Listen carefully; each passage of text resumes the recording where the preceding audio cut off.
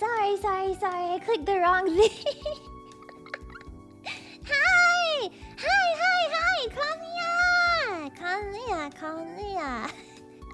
I'm so sorry. I saw that my CPU was running a little higher than normal, so I started to go through my scenes. I was hoping that nobody would catch it, and it was going well until I clicked the wrong scene. Typical freaking OBSO, right? I'm so bad at still figuring out how to use OBS, but that's okay. Hi, Kanya! How are you guys doing today? Hello, Confussy baby, shut up! No fussy baby, no. Just Leah. It's too spooky this month, really? It is! Happy October, everyone! Yay! Happy Halloween! We're gonna be having a lot of fun Halloween activities planned for this month. You know,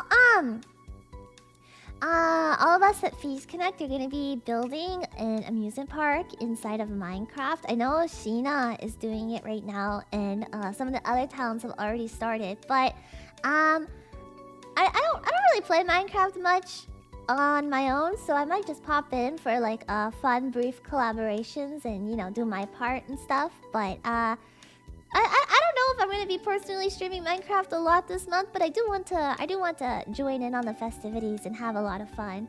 Block game, I don't know if I will be doing a lot of block game, but I will be doing a smidge of block game because I think that building an amusement park is a lot of fun. Just a smidge. Nah, Sakura's not forcing us to. Nah, he was like, he asked us. He was like, "Do you guys want to do this?" And all of us kind of came up with like our own ideas and stuff. The only thing that like I think Sakura's forcing is he was like, "I want us to build a big roller coaster, also survival mode," and everyone was like, "You are fucking crazy for that." But we'll all do our best and we'll see what we can come up with. No, it's not. He asked us. You know, we've got some hardcore Minecraft players in FaZe Connect, like UV and Arena and Sheena. They enjoy block game a lot, so I think this is a great time, great opportunity. I kind of like, I was thinking of stuff that I wanted to do personally. I think I have an idea in mind, but I don't really know. Okay, my idea, I'm just gonna say it. I don't know if this is feasible on survival mode or not, but my idea was I wanted to build a petting zoo, but instead of petting like animals and stuff because Sakura said to make it scary, right? Instead of doing a petting zoo with like cute animals, I wanted to put zombies inside of it. A zombie petting zoo. But I don't know if that's like possible or not. Can you put leashes on zombies in Minecraft? I don't know. Let's find out together. Don't answer that question. We'll find out if I pop on the block game. Yeah. But yeah, October's also got a bunch of other stuff. I am planning some of the content ahead of time. I had like before I went on break, I had this like great idea for October. And I was gonna go like freaking ham with it, but then I over my break I was like I don't know. And now that I'm realizing that like it's a little harder than I thought. Maybe not entirely possible, but we'll see. At the very least, we have a lot of spooky stuff planned for this month. So I hope that you guys are really freaking excited. Yeah. But today we're going to be talking about hi UV! Hi UV! Hi, I was just talking about you as always, you know. Today we're gonna be talking about how to, or not how to, but I'm gonna be talking to you guys a little bit about the FaZe Connect Generation 3 audition. So I personally have not been told a whole lot on this audition, and that I think is so it's a little more. I think the less the talents know about the audition, like itself this time around, like the easier it is for management to get really hands-on. So it's a good thing. I feel like it's a good thing. But the cool thing is that we're not just auditioning for like English-speaking talents. We're also auditioning for JP talents and FaZe invaders this time around. So there's a lot of different opportunities for people to join FaZe Connect now. Personally, I'm really excited to see if we could pick up another JP talent because, you know, I really think that the diversity in FaZe Connect will be great. Yeah. We're not auditioning boys. No boys. It says girls only, okay? That's the very first thing that I know is no boys. No stinky boys. Do you think this would be fair to say this will be more general audition advice? Yeah. Okay, so what I wanted to do with this stream today is I wanted to talk a little bit about the audition itself, going through the forum together with you guys, answering some questions. And then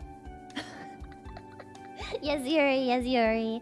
And then talking a little bit about my audition experience. I know that it's been over a year now since I auditioned. Or wait, no. Yeah, it's been over a year. When did I audition for FaZe Connect? Hold on. I auditioned.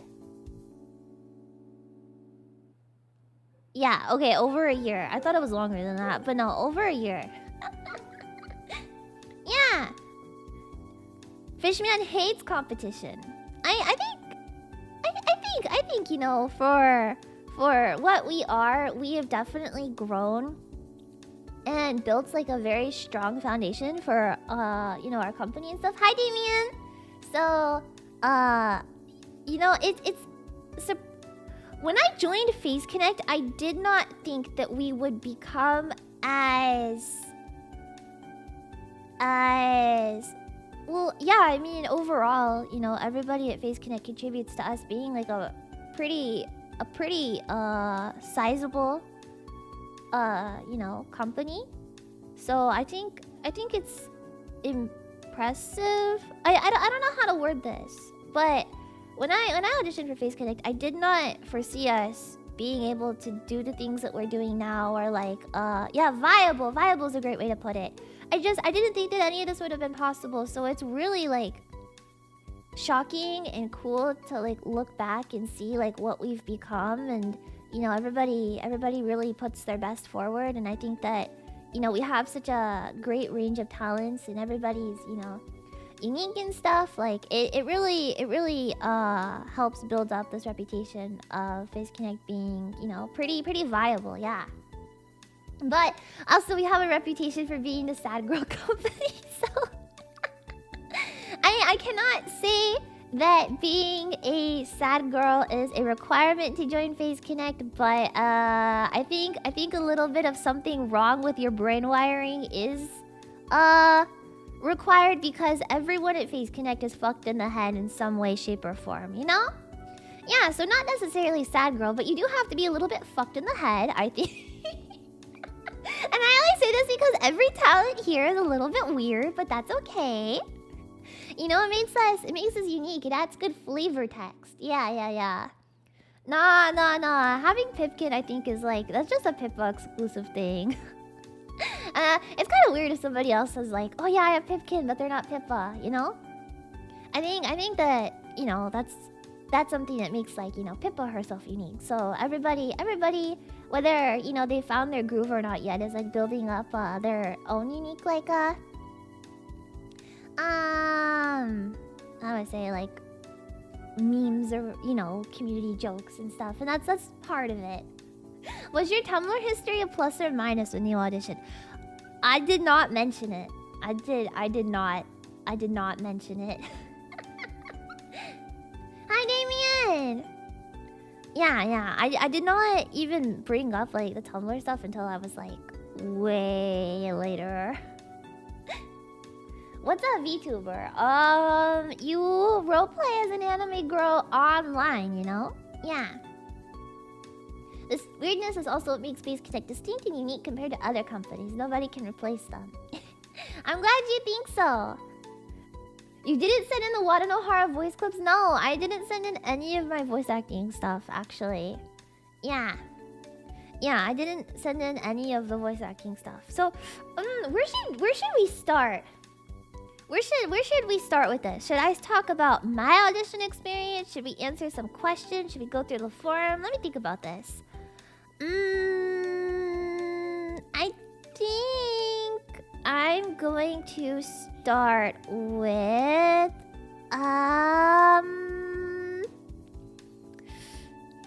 I'll talk about my audition experience, since that's kind of the beginning. So, this is a long time ago. Longer now than it seems, in a place that perhaps you've seen in your dreams. I don't know where that's from. But anyways, okay, so I did a lot of VTuber auditions before I got to Face Connect, right? And there's a lot of reasons why somebody might, you know, try their best to go and audition for a company more than, you know, going and being indie. And I think the biggest draw of being in a company, being in an agency versus being indie is the funding, right? You have funding behind you, and you have people that will support you financially. I think that VTubing itself is such an expensive hobby. You know, people spend thousands of dollars on their models, you know, streaming assets, like smaller things like alerts and logos and BGM and emotes, and it really adds up. And not everybody is able to afford that, and obviously there are ways to go about VTubing. You don't have to spend thousands of dollars to be, you know, even half decent VTuber. That's not it. But the idea is already so embedded in the community that the more money you spend, the more attention that you'll attract. It's not true, but that idea is already in the community, and I feel like no matter how many times somebody preaches it, it's just not going away. So, you know, being a VTuber, not knowing where to start, you know, thank you, Super Chat, thank you, Radical. You know, that's the appeal to people of joining an agency, is you have the funding and the networking already secured. Because by, you know, being in an agency, you're with other people in a generation, so that's that networking. Whereas, you know, if you are an indie and stuff, it's a little bit, you know, maybe you're a really introverted person, maybe you just don't know how to, you know, network and interact with people. So it kind of like, it comes free with the Xbox, right? Right? That's kind of like the appeal, I think, like the initial appeal of being in a company, right? So that's why personally for me, I was looking at joining a company before going indie, is because it was more about the networking and stuff for me, because I didn't want to be out there alone and not have people to talk to or network with and stuff. And the idea of having genmates and, you know, this like you know, the networking and the friendships that come with it, that was what really appealed to me. So if somebody were to become if someone was an indie, why being past VODs usually encouraged by the agency is a personal choice. It depends on the agency, and it depends on what like the rules and stuff that they give you are. I think that's like a case by case basis. Some places I think it's a personal choice, but I think other places they make you delete everything. I don't know for sure though. Yeah. Face Connect is a little different because like you have the opportunity. Like there is a small chance for you to be able to keep your past life by joining the invaders. So that's a little different, but yeah. Where did you find... so I saw... Okay, my very first VTuber audition, I actually got as like this really sketchy Google Forms link on Instagram. I was like scrolling through Instagram stories and saw this like really shady forum that was like, join VTuber agency, English speaking VTubers. And I was like, well, you know what? All I have to lose is time. So I filled it out. I filled out that forum. And I think the craziest part was that I got into that place in the end, but I ended up rejecting like the offer from them because I had another offer from another place. I auditioned to 3 different agencies, 2 that I cannot name, and then Face Connect, and I got into all 3. But ended up rejecting the first one to go to the second one. The second one, there was a lot that happened with the second one, so nothing went through. And then in the end, I found Face Connect on Reddit. This is a true story. I can't give exact details of this, but yeah, I auditioned 3 places, and in the end, I saw Face Connect on Reddit, and I was like, well, you know what? Like, I've already been through this 2 times. Like, I don't really wanna like stop because like I've already come so far. So I'm going to just look at this agency and audition and give it my best shot. And so I remember that I was like stalking the Face Connect auditions, like FAQ and like their website and stuff before I auditioned, and like I tried my best to make like a pretty good audition video. And you know, Sakura actually got back to me like really quickly. And I remember thinking like, I really hope this one like works out, because like I really like Sakura, and like, you know, he's really nice, and you know, it seems like it's really promising. And yeah, that's how we ended up here. Sakura was actually like extremely nice in the interview. Like, he was really sorry, I'm choking. Hold on. Ugh.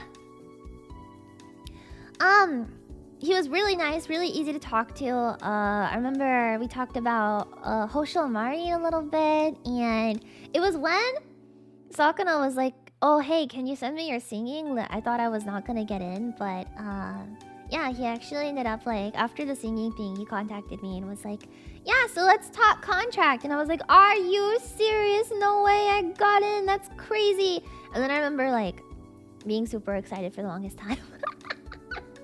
Yeah. That many really likes for Fishman. Did you drop a few of them by now? Sakura is still a very nice man. Okay? Okay. Sakura is still an incredibly nice person. And he really does do his best for all of the talents here at Face Connect. So, you know, if he wasn't, you know, like a nice person that really valued like Face Connect and like its members and stuff, even if there are like small, you know, little like things that come up along the road, I think it's a testament to how good of a boss Sakura is that none of us have graduated. So, you know, fingers crossed it stays that way. But yeah, I think it's really a testament to how much he actually cares, even if he's not the best with his words all the time. He really does care. He really is trying to keep the best interest for the company. So, it's fun to shit on him from time to time, but overall, there is no way that you can deny that he is doing a lot of things right if none of us have tried to fucking leave. You know? I mean, I wouldn't be sitting here having a stream right now if I did not think that Sakura was a good CEO in the end. So, can we still put him on the grill? You can put him on the grill if you want to, but that's whatever. And now you're being sent to the Minecraft mines. He's not making me do Minecraft. Okay, the conversation went, hey Sakura, I don't really play Minecraft a lot. So do I have to do this? No, Leah. I know you don't really play Minecraft that much, so if you just participate every so often, that would be really nice. But make sure that you're building stuff. Okay, no problem. I can do that. Bye. Thank you. And that was the end of the story. Yeah. So he's not forcing me to. He just said, you should be playing a little bit, but it's not that big of a deal. And I said, okay, fish. And that's fine. He's wrangling 15-man headers and he's still alive. That still counts for something. Yeah. No, not blocking gulags, okay? I still... I don't know. I'm kind of excited thinking about it. But that's not the point of this conversation, okay? So, what were some things that I kept in mind while doing my auditions for these 3 companies, right? 3 companies, 3 different audition forms, 3 different audition videos, okay? The first piece of advice I have to offer you, which is probably the most important advice I could give, is never reuse your audition videos, okay? Let's say that you audition for Nishi-sanji, right? And you film an audition video that you're extremely proud of, you spend a long time on, you know, you feel like you really got it unlocked, but you don't hear back from Nishi-sanji, so you just got this like really good audition video that you feel like, you know, didn't get its proper, you know, like dues or whatever. Do not use that audition video for another agency. Okay? Refilm the entire thing. You can use a similar script. You can no one's ever gonna know, right? Like the audition video is just between you and the company, unless you decide to put it public, which I don't feel like you but okay, anyways, that's besides the point. The point is, even if you feel like your audition video is really good, always redo it. Look for ways to refine it. Look back on it and comb through it. Be like, okay, what was stuff that, you know, if this company rejected me, what was stuff that I could improve on? You know, because the last thing you want is to send an audition video to Face Connect and have your opening line of your audition video be, hello, Hololive. You know? When you're auditioning for a company, you have to make it seem like that company is everything to you, right? Because if they don't see, like if I'm watching personally, if I'm watching an audition video and this person is auditioning for Face Connect and opens with, hello, Hololive, I'm gonna be like, oh, so they don't actually want to be in Face Connect. They just want to use us, like to get to somewhere bigger. That's like, I'm not saying you can't audition for other places. That's not what I'm saying. What I'm saying is refilm your video, okay? That's what I'm saying. Send it to Hololive with the opening hello face. That's what I'm saying. When you're auditioning for a company, make it personalized for that company, right? So you have you have to, I think like another part of it is like understanding the company culture. If it's a startup company, like this is their first generation that they're like auditioning for and stuff, it's a little harder to get a feel for. But like if you're auditioning for Sundaria, Kawaii Project, Face Connect, Hololive, Niji Sanji, being familiar with the culture of the company and the talents that, you know, come before you, and trying to show how you fit into that company culture, I think is also really important. So that's kind of also what I mean by like personalized audition videos, is like the culture we have at Face Connect is different from the culture of Kawaii Project, which is different than the culture of Hololive. So with that in mind, I'm going to make audition videos. If I was to audition, you know, Hololive, Kawaii Project, Face Connect, I would do my research on the culture of the talents that come before and kind of like the atmosphere of the other like existing talents, like overall atmosphere of the company, and try to show how I would fit into that in my audition video. Because when you're auditioning for a company that's already pre-established, you're going to be taking that seriously into consideration of how well do you mix with the talents. Because the last thing they want is to have like, you know, us at Face Connect, you know, we're all a little bit menhead, like I said, like fucked in the head and stuff. The last thing that like they'd want to do is like hire someone that is like really strict idol-like, like super sanitized, say so. And while that might fit somewhere else in a different company, that's not the fit that we have here at Face Connect. So make sure that if you're auditioning, you know, you can kind of, you know, like, yeah, like just show how you fit into that culture. So that's really important. Yeah. Can you openly say that you're in a relationship? I personally do not see why being in a relationship or not is something that should be brought up as a VTuber, but that's just my opinion. I don't know. Also some things to keep in mind with your audition. You don't need a model, right? No matter where you audition, you don't need a model. Some places might give you like a PNG or like a model to use for their audition. Some places might just say no, but yeah, you don't need a fancy model. If you do want a model, then I mean there's a ton on Nizima you can get for like super cheap or even free sometimes. I know Booth and Schema also have some. There's free to use models. The VTube Studio comes with a free model, so you know there's ways. Something that was taken into consideration that came up when I was auditioning was how well I move. So that is something that they look for, but that's not like a big defining thing of your audition. That was just kind of like a little bonus. Was you know, some places will be like, oh, you know, the way you move when you're streaming is like actually really nice. And so that was just something that came up personally for me. I'm trying to think what else did I hear back about. Oh, you don't have to use your real face to audition. That's something else that I think a lot of people don't know about. Is you can audition however, like it depends on what like the form is saying. Like I said, like some places might have like a PNG or an actual model. You can use models, you can use just a PNG. You can use your real face, but you don't have to. It's not important to. No one is going to reject you or approve you based off of like whether you use your real face or not. What matters the most is showing your personality, showing how you fit into that company's culture.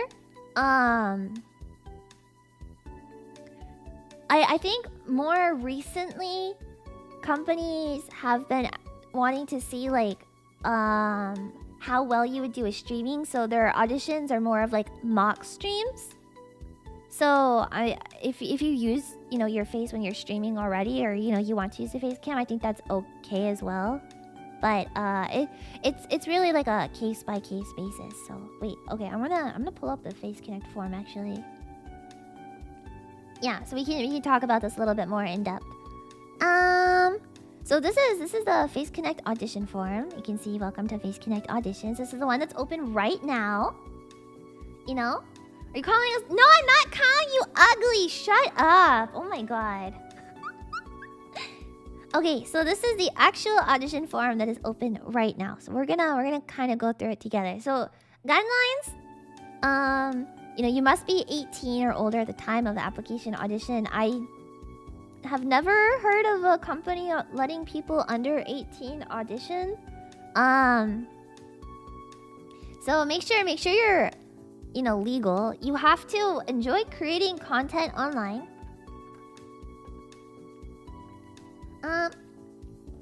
Is it harder for guys to apply, or do you think everyone got a fair chance? Just wondering if you doesn't see much guys besides Paula and Yuji. I know Wactor just had a male generation that they're getting ready to debut. Sundaria has a couple of male talents.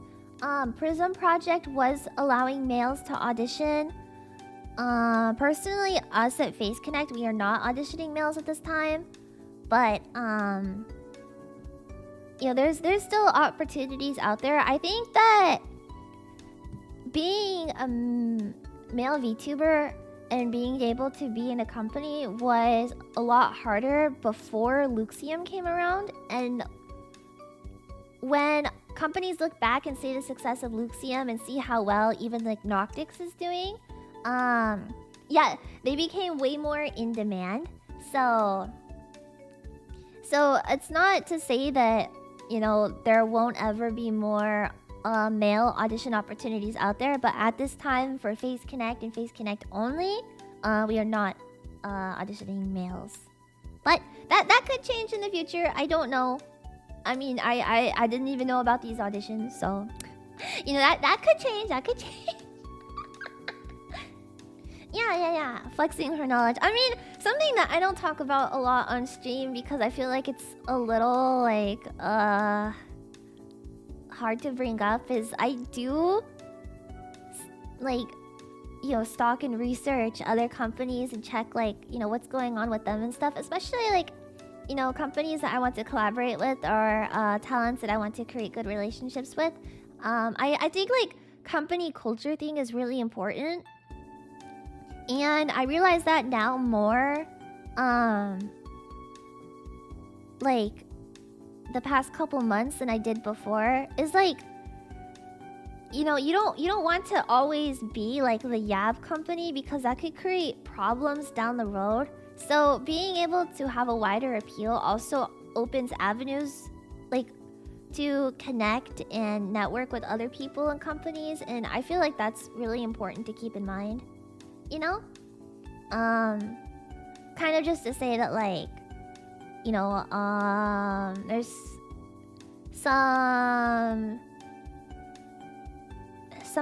things recently that I realized maybe might not be too good in the long run, and I didn't realize it before with like my own content, but especially over the last 2 weeks, like I realize it a lot more now. And so like, yeah, I think that like being able to have like I'm in it for the friendships, you know.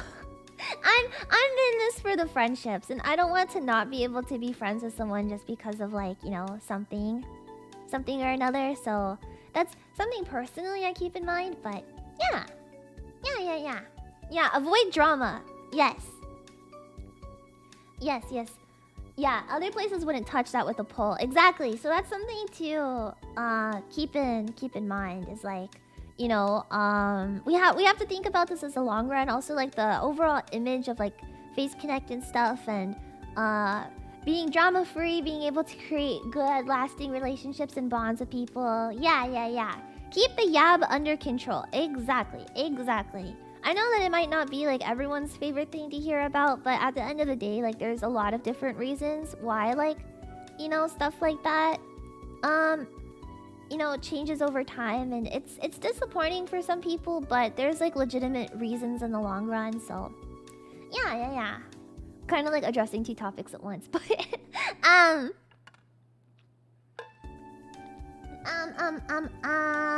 yeah, keep the yabs under control. Do not start drama with other companies also, okay? That's like a big no-no. I'm terrified of like even just like mentioning like other companies' names and stuff, not because like, you know, I'm ever gonna say anything bad on them and like, you know, that's absolutely not it. Hi Adisu! But I just never want something I say to be taken out of context about other companies and create misunderstandings, because I do not like I do not care for drama. I do not care for misunderstandings or bad feelings or anything. I just feel like, you know, there's so much of that already out there that, like, at least with the content that I put out, I want it to be a little bit more drama free. So yeah. That's something to keep in mind, is do not have drama, right? Yeah, Clippers with the clout drama. I don't even understand that. I can see that a lot of people do not understand that actions have an impact on the whole company. I mean, I'm not even gonna lie, I kind of got caught up in like my own content and stuff, and I didn't realize like how exactly that was affecting the company. But you know, and that's another thing, is some people might view it as like restrictions and stuff, but you are a part of a company at the end of the day. So maintaining that company's image and adhering to like the rules that your bosses and your managers put in place is really important. And if you feel like, you know, the rules are unreasonable, or maybe you don't agree with them or something, then there's no shame in not being in an agency, especially if you don't agree with like their rules and restrictions. But that is something to keep in mind. Any agency you go to, no matter if it's Phase Connect, Hololive, VShojo, Kawaii Project, everybody out there has their own rules and their own restrictions that they're going to be putting on their talents. And that is something that you do have to keep in mind, is that your content will be, you know, examined, and you will be asked to do certain things or change certain things or not do certain things. And that's a conversation that you really have to be ready to have, you know? And it could be good, it could be bad, but yeah, just be aware of that. Yeah. Is there a possibility of upsetting a person or company by mentioning them in the middle of a questionable stream? If it's questionable content, it's really good that you do not drag, like, a good rule of thumb is to not drag other people or other companies into it. Like, if, for example, like if I was doing like the CWC stream and I had mentioned like another company, that could be really bad. So if you're going to do questionable content, keep it to not even other talents of like your company, just keep that to yourself and yourself only. But also, like, if you feel like it could create problems, maybe don't do it, you know? Seriousness is making me scared. I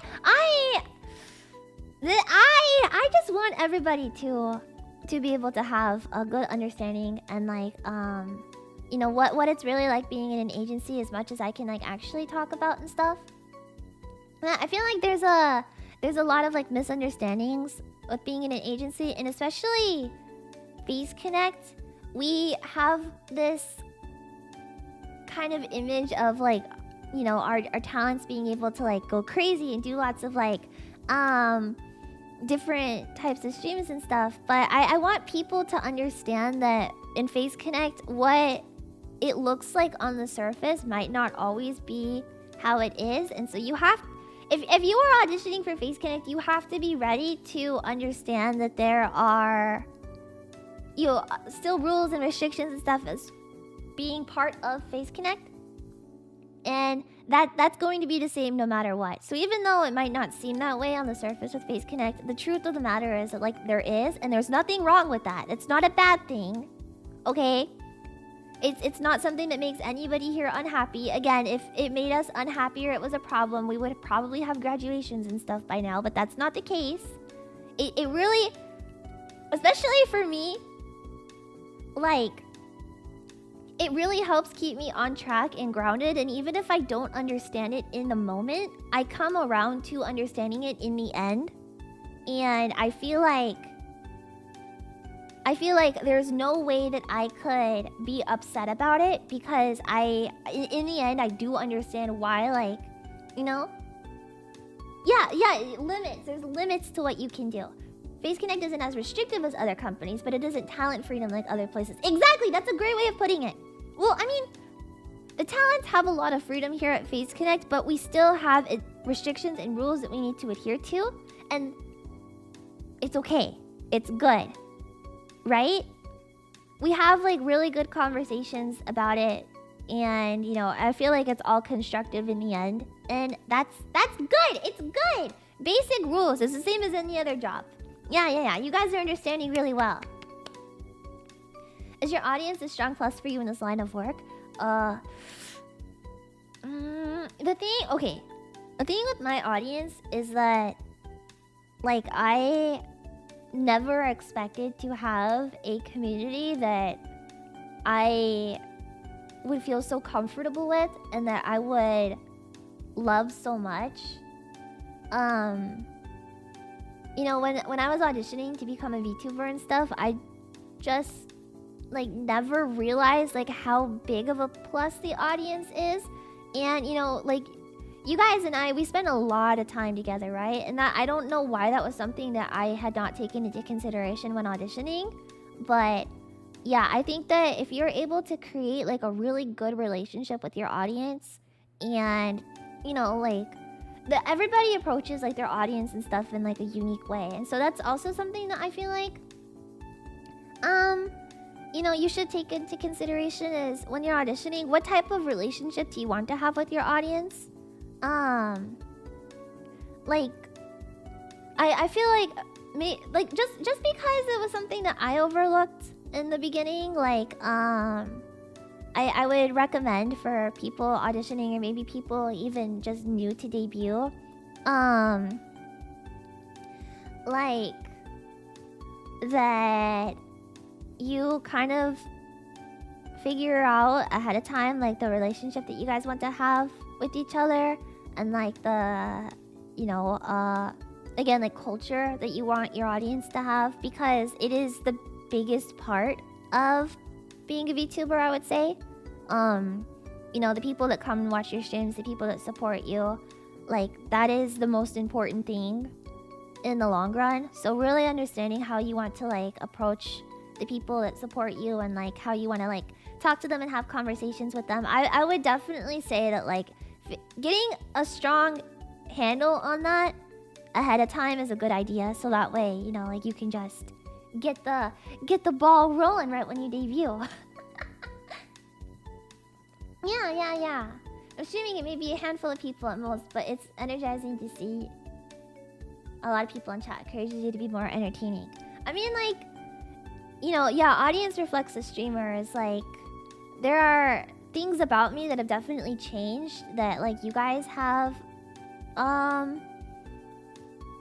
like,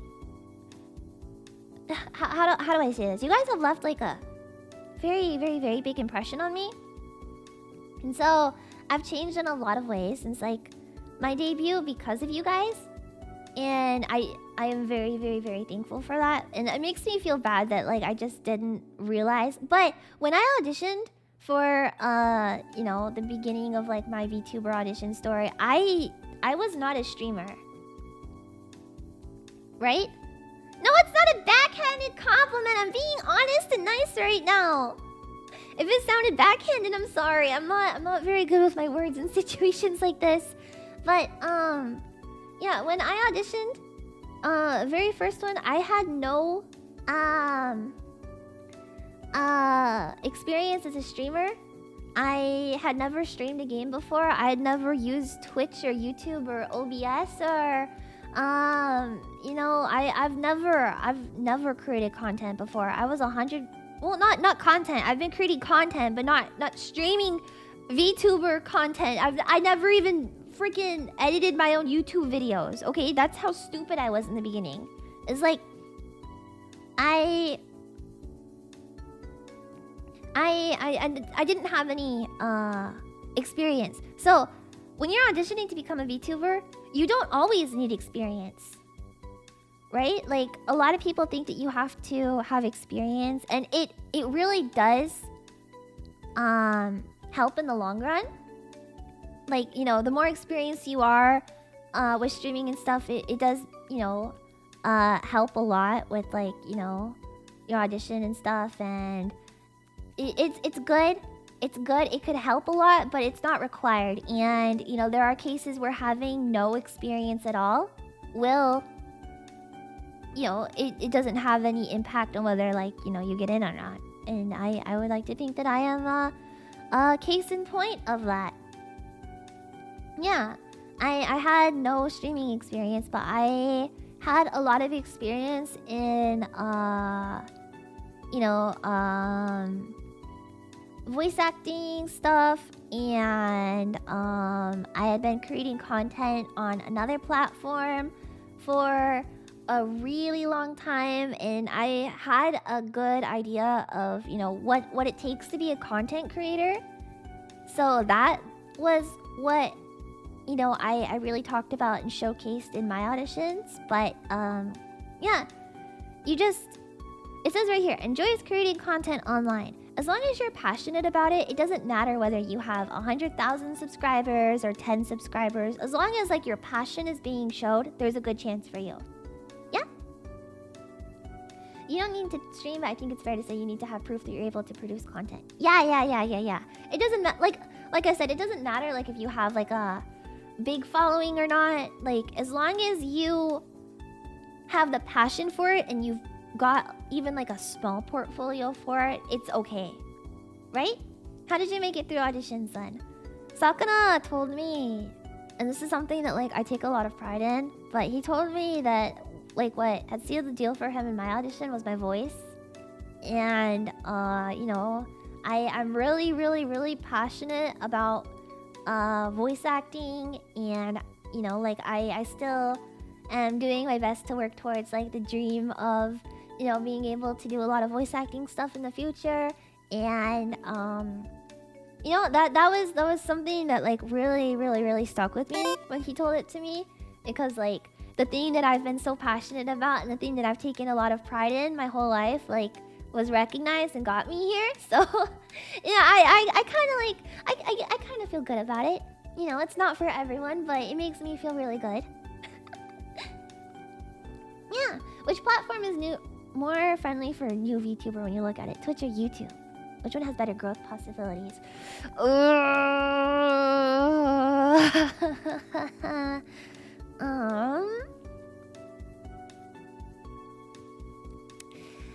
I don't know. I have always been a little nervous about Twitch because it has a lot of buttons that I don't understand. But YouTube is good. Twitch has terrible discoverability and a worse split. Twitch is okay. There's a lot of controversy about Twitch right now. I ranted about. I literally stood in line with a friend when we were going to, like, this thing during my break, and I just ranted about Twitch the entire time we were standing in line for, like, 2 hours. Okay, I've said my part about Twitch, but it's not for here. I don't really know how to use Twitch, and even though I really want to continue to learn, you know, I'm trying to stream more on Twitch from time to time because there's good networking opportunities on Twitch. I need a drink, I'm sorry. There's really good networking opportunities on Twitch. I think the fact that they allow you to become affiliate and monetize yourself really quickly is great. But YouTube, I feel like, has been kinder overall.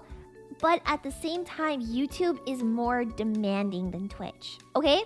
So with Twitch, right? You go live, and that's pretty much it. You know, you make your you do your live stream, you go, and like, you know, maybe you'll have a really good stream, maybe you won't, but Twitch is very just like you stream and you're done, right? You can do other things outside of Twitch, but Twitch really only encourages you to just stream and then call it a day. With YouTube, you have to be making so many different types of content consistently in order to hit the algorithm. And in ways, it's a lot easier, but it's also more like it's easier on YouTube, but it's more demanding at the same time. Twitch is more difficult, but it's less demanding, is what I think. I can say at the end is with YouTube, you know, I can stream as many times as I want, right? And maybe it'll show up on someone's homepage, maybe it won't. It's kind of just like random. But the best way to really... And Pippa's channel is like a wonderful example of this, right? She's been making so many different types of content. Her shorts and her videos on top of her streams. And it's really helped boost her. Like overall, she gets thousands of views on her videos. And so she brings in a lot of people into her streams and stuff. And that's why she's been growing so well. She's a wonderful example to use for this. Pippa has gamed the algorithm so well. And like as somebody that like I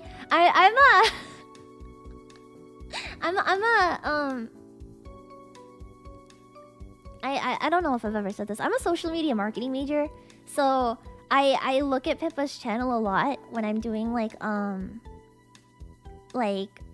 my assignments and stuff in class recently, because I think like she is such a wonderful example to use when like talking about like gaming YouTube algorithm and growing and really marketing yourself and figuring out a great brand. She's just molded, like she not molded, like mastered it, right? And I really like respect that a lot about her.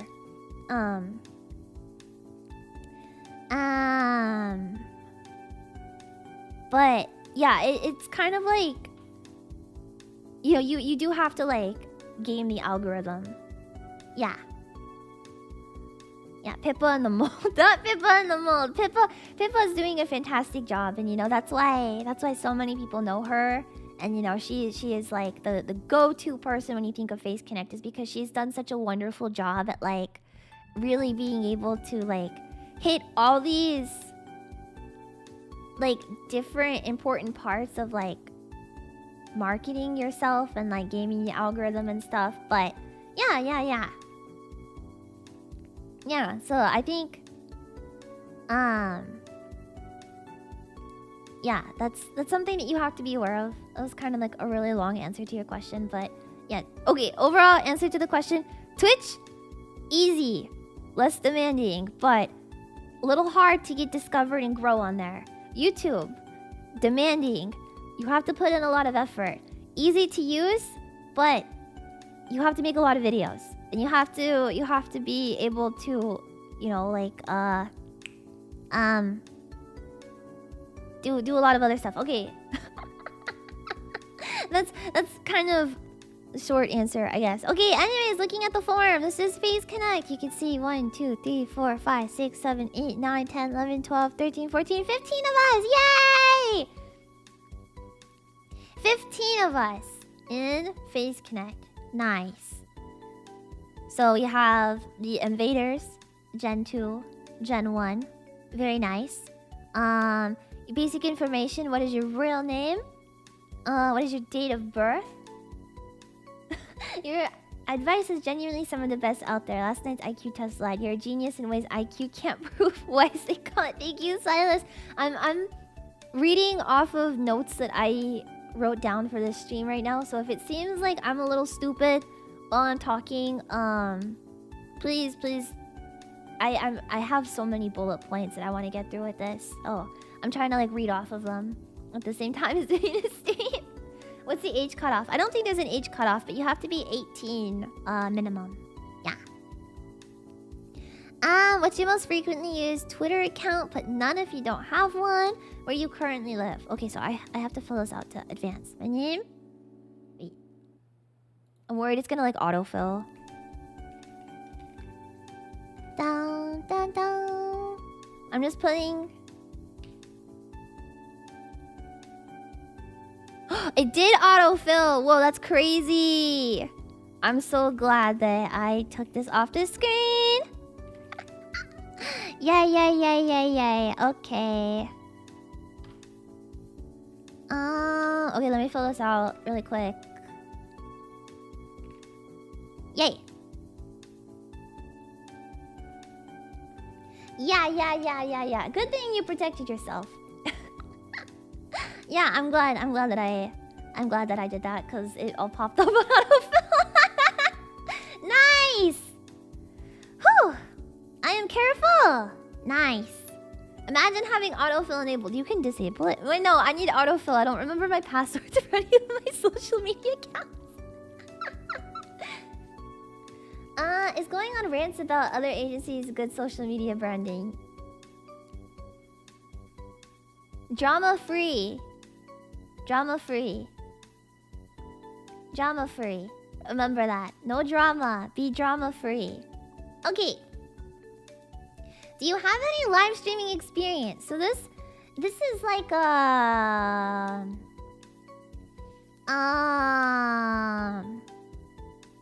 you don't need to have live streaming experience, but you know, like I said, it could be a plus. You know, so Leah has streaming experience, yes. Do you play video games? Playing games is part of the Vtuber thing, but you don't have to be super like great at games and stuff, right? Right? And there's opportunities for... The only drama here is Leah's drama with Glamrock Freddy. Yeah, you don't have to be like amazing gamer, but you know, you should just, you know, if you've only ever played Pokemon before, that's okay, but it still counts as something, you know.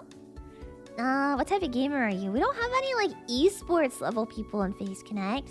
Skilled, casual, noob. You don't play much. I'm a casual gamer myself. On Stars is not a game, it's a lifestyle. Yes, that's true. I don't think I've ever been top 2% player base of any game I've played, but you know. Is there some requirement to use socials, like tweeting a certain amount?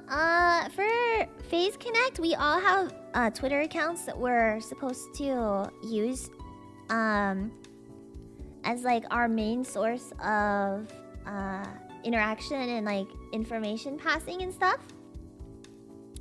So I would say that knowing how to use Twitter and being okay with using it like as your main social media platform is important if you're going to come to Face Connect, because we all interact with each other and our audience and stuff on Twitter. So yeah, being okay with Twitter is essential. But I don't think you need to have a Twitter account at the moment. When I auditioned, I had a Twitter account, but I don't remember if I gave it to Sakura or not, because it was like my personal Twitter that's like not public. I don't remember if I gave it to him or not. I know I didn't give it to the other places I auditioned, but I don't remember if I did this time or not. It doesn't matter in the end, but yeah, Twitter is so easy. Twitter's an awful platform. It's nice! I like Twitter! I like Twitter. You guys are stupid. You guys are freaking stupid. I like Twitter. If they like you, when will they reach out? I don't know for Face Connect when like they're going to reach out, but so okay. Let me think. My experience for auditioning was the first place I auditioned, they reached out a week later. The second place I auditioned, they reached out an hour later. And Face Connect, I think it took them a couple of days. But when I auditioned for Face Connect, also please keep in mind that it was Generation 1. There wasn't a lot of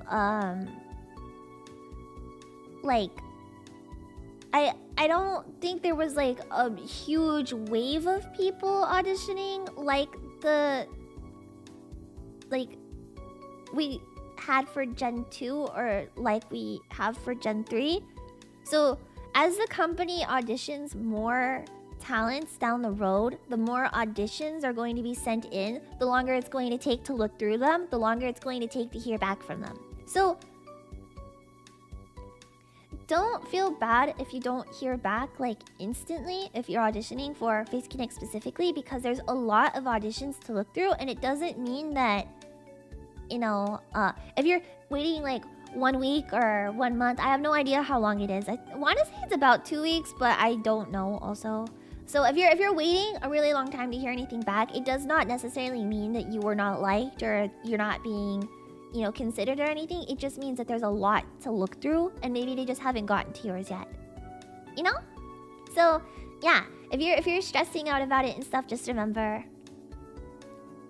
like, you know, if you're auditioning for HoloLive and stuff, I think it's like 1 month they say they'll reach out, but they're also looking through thousands and thousands and thousands of auditions and have a lot of other people looking at them.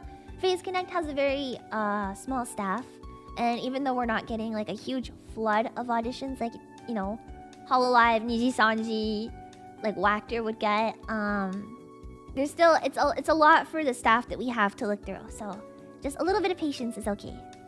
Yeah. Gen 2 waited 6 months in the basement before debut. Waiting 1 month is nothing. Yeah, well, that's a little different. Is because Gen 2 was already picked, and they were waiting on a lot of other things that was out of anyone at Face Connect's control. Like,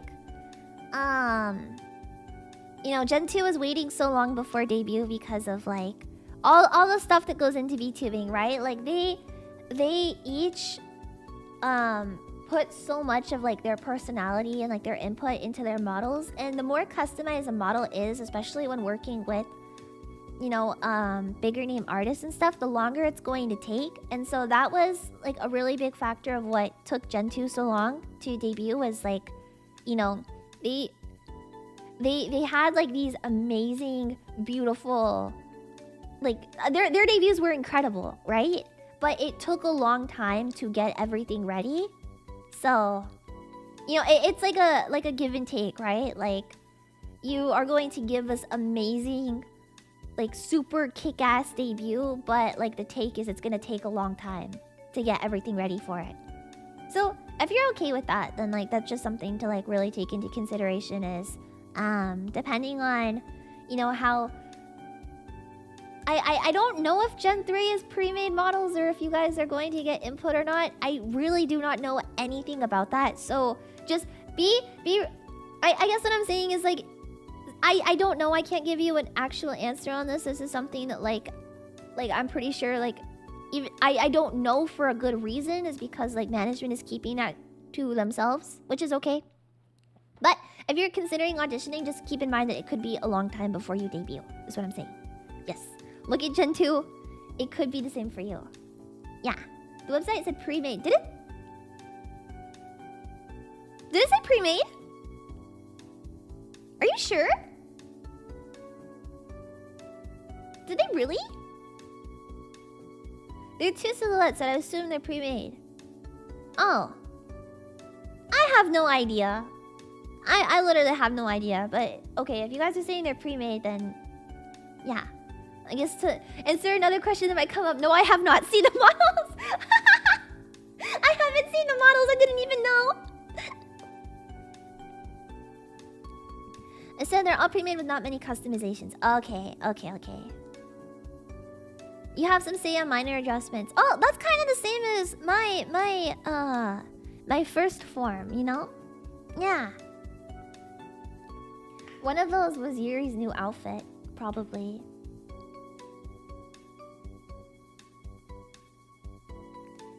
Don't lie. Interesting. Can you be a full-time streamer in Phase Connect? Oh,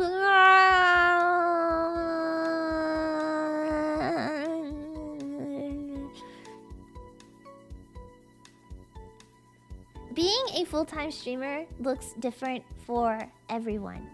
Okay? Some of us are able to do this full-time. Some of us have jobs on top of being a streamer in Phase Connect. Some of us do this on top of school. And this is our... Like, this...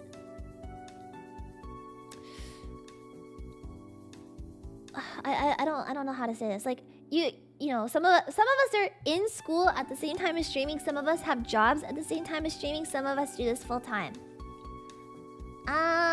Full-time mentally ill part-time streamer. Let's go! Like, wait, I'm gonna take a sip.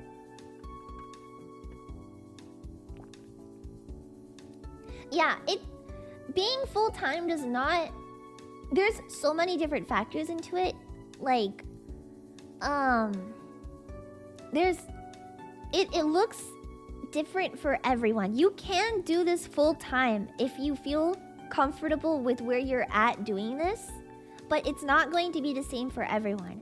And so, Phase Connect I think is also cool because not all of us do this full-time, but, you know, the option to do this only a couple days a week or full-time is there for us, and we're not shamed either way for it, just as long as we're hitting our requirement. As long as you can make the requirement, then however you want that to look for yourself is okay. But there is no expectation or force to do this full-time because, again, it looks different for everyone. If you're a part-time streamer out of school, would you do a full-time job or part-time job? If I'm a part-time streamer out of school, would I do a full-time job or a part-time job? I would probably do a part-time job.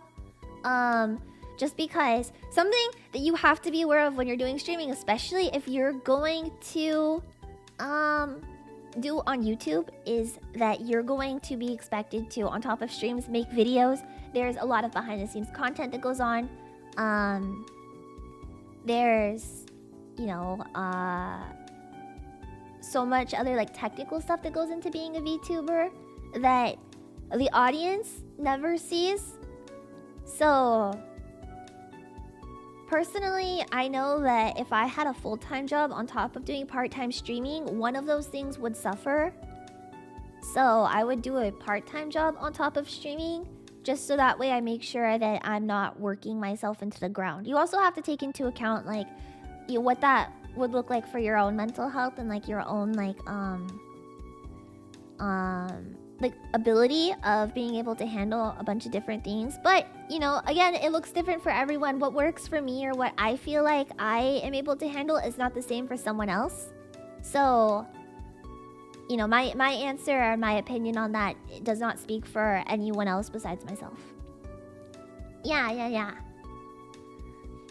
Don't quit your full-time job for Phase Connect, I think is also something like important. Yeah, don't quit your job.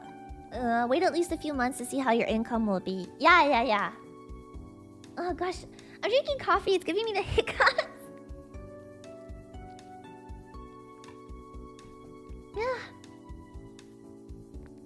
Like, I don't think I could do a commitment like this in school at the same time. It's a lot of work. It is a lot of work. I'm taking 5 classes in school right now. Right? 5 full-time classes on top of streaming, on top of trying to make videos, and I already have like a very weak my mental health is not that strong. I'm very open about it on stream, but you know, it is a lot more mentally taxing, like even physically sometimes, than I think like I let on to viewers, and that's not something that, you know, you guys need to be worrying about. That's not something that like anyone else needs to be worrying about. That's just for myself. But yeah, college is very hard. It's really crazy. Like I spend so much time writing essays and all of this, and then I come on to stream and you know, you're doing your best, and at the same time someone's ability to entertain and be this super high energy, you know, balls to the wall fun streamer and stuff, it can be hard. Some days it's easier, some days it's not, right? So that's something that I think is like really important to keep in mind, is being able to juggle the responsibilities you have in your life with streaming and taking your own mental health into consideration. Because as somebody that ignores my mental health for the sake of streaming specifically, like, you guys as viewers have seen how that affects me, and I really want to encourage other people to be more mindful of that than I have been.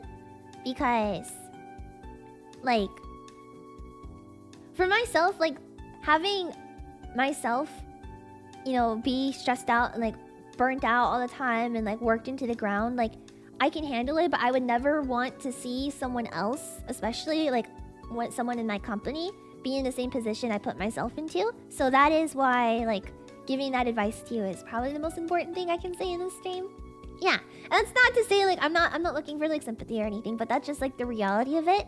And I feel like it's not talked about a lot with streaming, is like how much goes into it. So it might be really easy for somebody to say like, oh yeah, like all you do is you hit the go live button and you stream for 2 hours, and then you know, then your job is done for the day, because it's not, right? There's so much else that goes on, and you know, everybody's got like their own lives and situations and stuff. So just being mindful of that, and when you're auditioning, you know, being aware of where your limits are is important. So yeah. But again, at FaZe Connect, there is no expectation to work yourself into the ground. There is no expectation to make this your full-time job.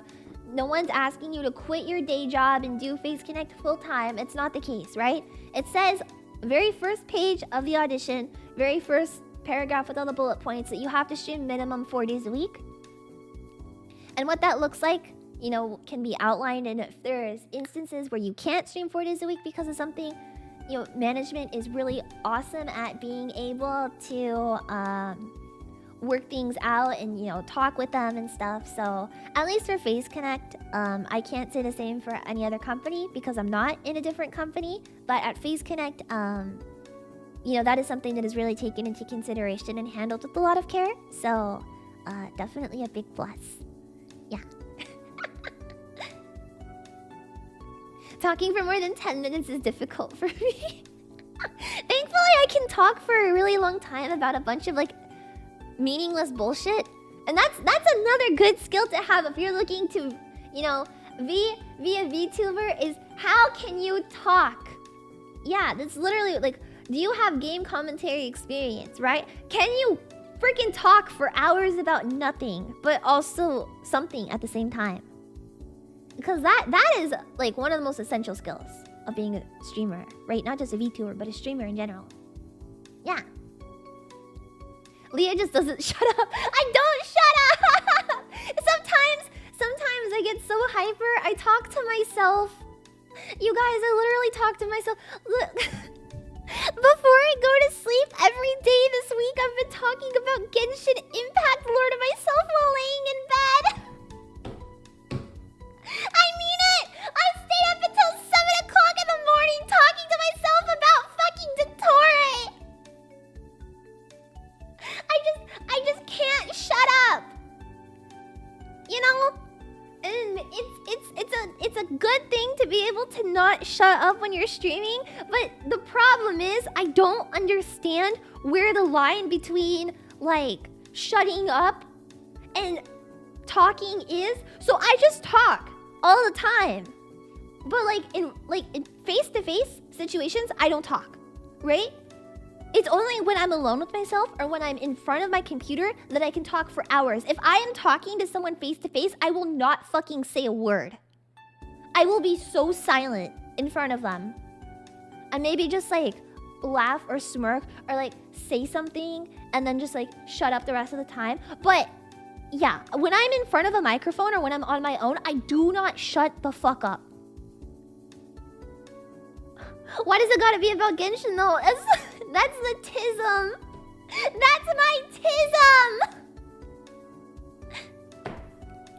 Over the past 2 weeks, I sat down. Okay, I made this big... I talked about this. I made this big Google Doc where I asked a bunch of questions. I'm gonna find the Google Doc.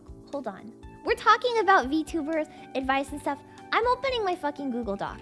I don't think I can show it to you guys because I think it's just like literally a bunch of like nonsense. But, okay, here it is. How many pages is this? 7. Oh my god.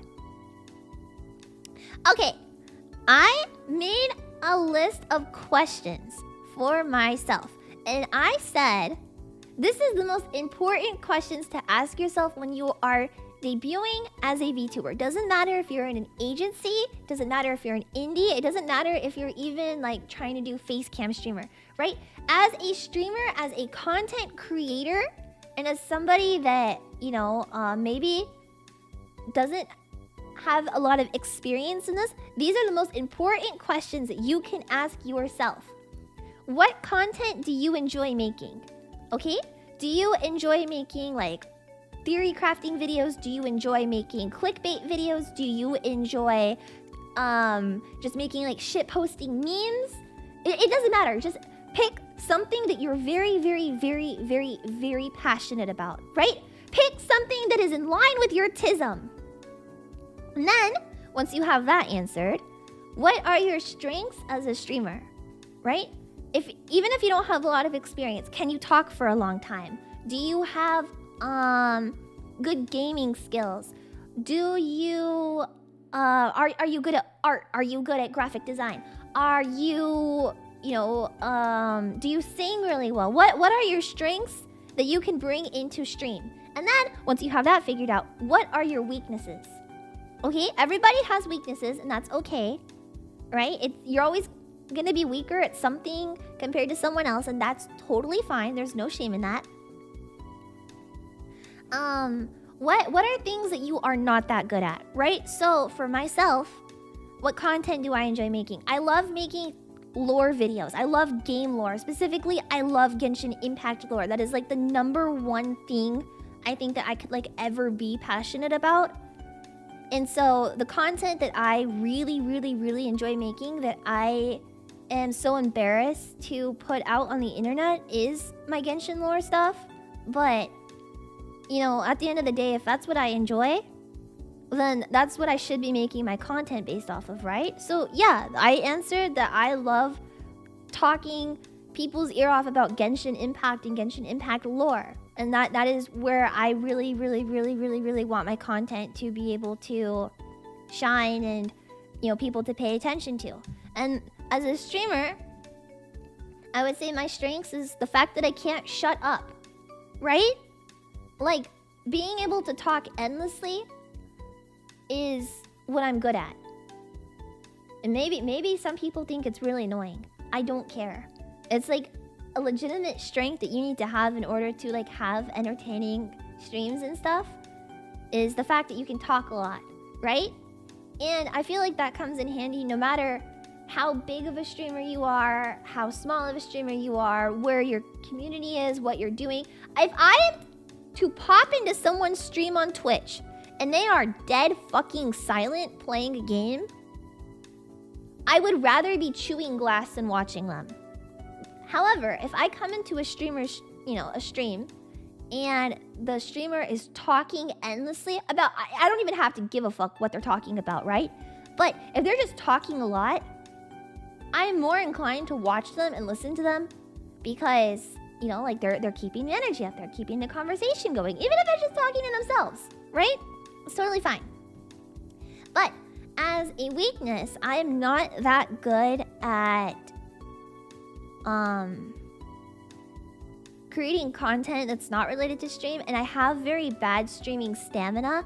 It fluctuates a lot, but because, and this is something that, you know, is there's a reason for it, but it also like is not something that viewers should be concerned about. But the reality of it for me is that I have so much else going on all the time that if I stream for a long time, I start to get stressed out, and then my stress starts to take over, and I show that on my streams, right? So I have these low moments on streams, and I feel, you know, and then it makes me not want to stream that much because I've got so much else going on. So being able to really divide up my time and focus on one thing at a time is like a weakness of mine because it leaks into my streams, and that's something that I need to get better at. Yeah. The next question is, what is something you're doing that no one else is, or that you feel like is virtually untouched, right? So what is a niche that you feel passionate about that maybe there's not a lot of other people doing, right? This question is really good to ask yourself specifically in a company setting, I think, because, you know, there's VTubers for everyone out there. You have like VTubers that read the Bible, or you have VTubers that review edoge, or you've got VTubers that cook. Like there's literally niches out there for every single person, but in the context of a company, right, there's only so many talents. And a lot of overlap between those talents isn't always good, right? You're in a company and there's so many opportunities within that company to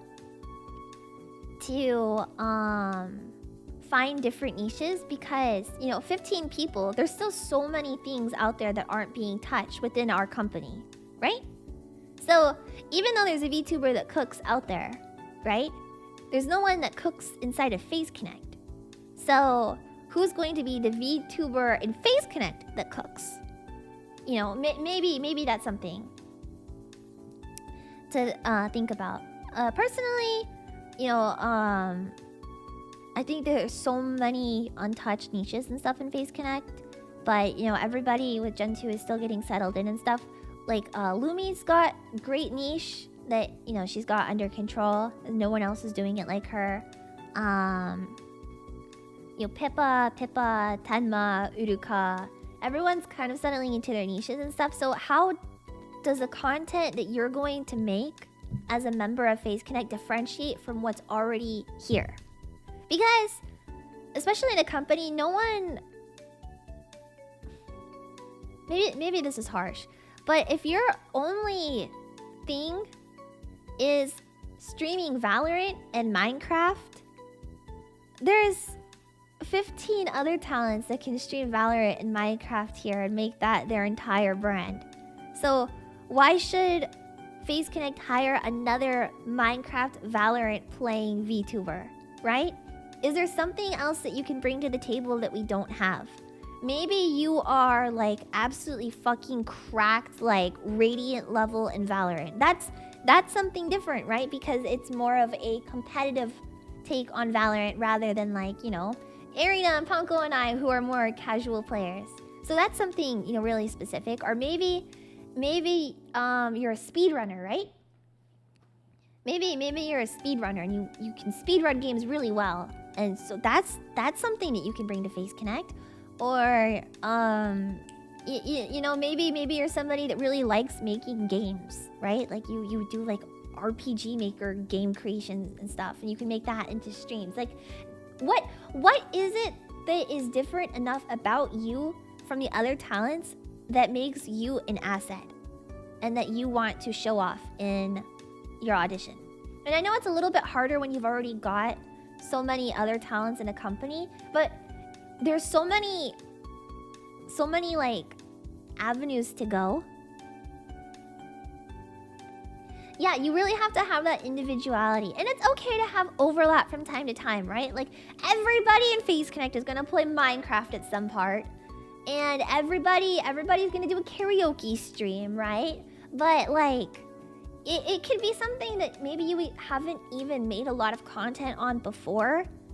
But, like, you know, you're considering. So as long as you have that basic idea down, use it, right? you don't have to be making videos on your speedrunning and stuff immediately, but if you've done it like, you know, enough that you feel like it's an actual skill and that you're really confident in, then like use it in your audition, talk about it. Yeah. VR gamer, Vtuber. No. That's sickening. Yeah.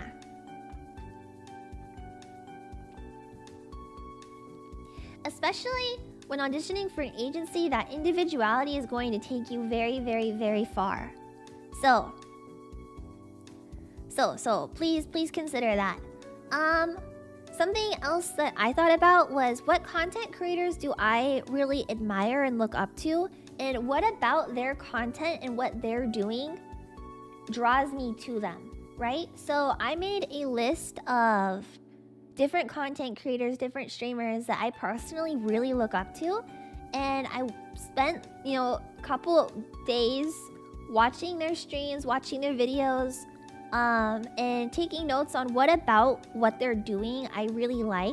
And it could be really small things, like the way that they talk, right? They've got really nice like flow to like their sentences when they're speaking, or maybe like their video editing is really good, and you know, that's something to consider. But think about the people that inspire you and why you like them, because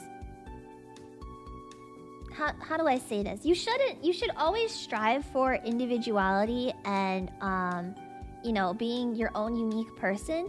But it's okay to draw inspiration from people from time to time. Like, you know, that's the way that art evolves, right? Is drawing inspiration from other people and crafting it into your own.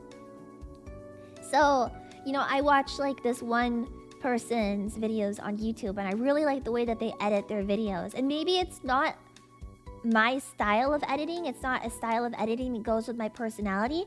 But, you know, maybe figuring out my own unique flow to the videos is something that I should consider more. And, you know, maybe for another streamer, I really like, you know, their audience interaction. So maybe like, you know, seeing like small bits and pieces of how they interact with their audience is something I can start trying to implement with like you guys and my own streams. And it's okay to draw and pull inspiration from other people, but you have to make sure that you're still crafting it, making it unique to you. Yeah. So really, I encourage you to think about like your inspirations and stuff. And then, you know, Phase Connect Talents, we primarily all stream across YouTube. So outside of YouTube, where do you think that you want to establish a strong social media presence, right?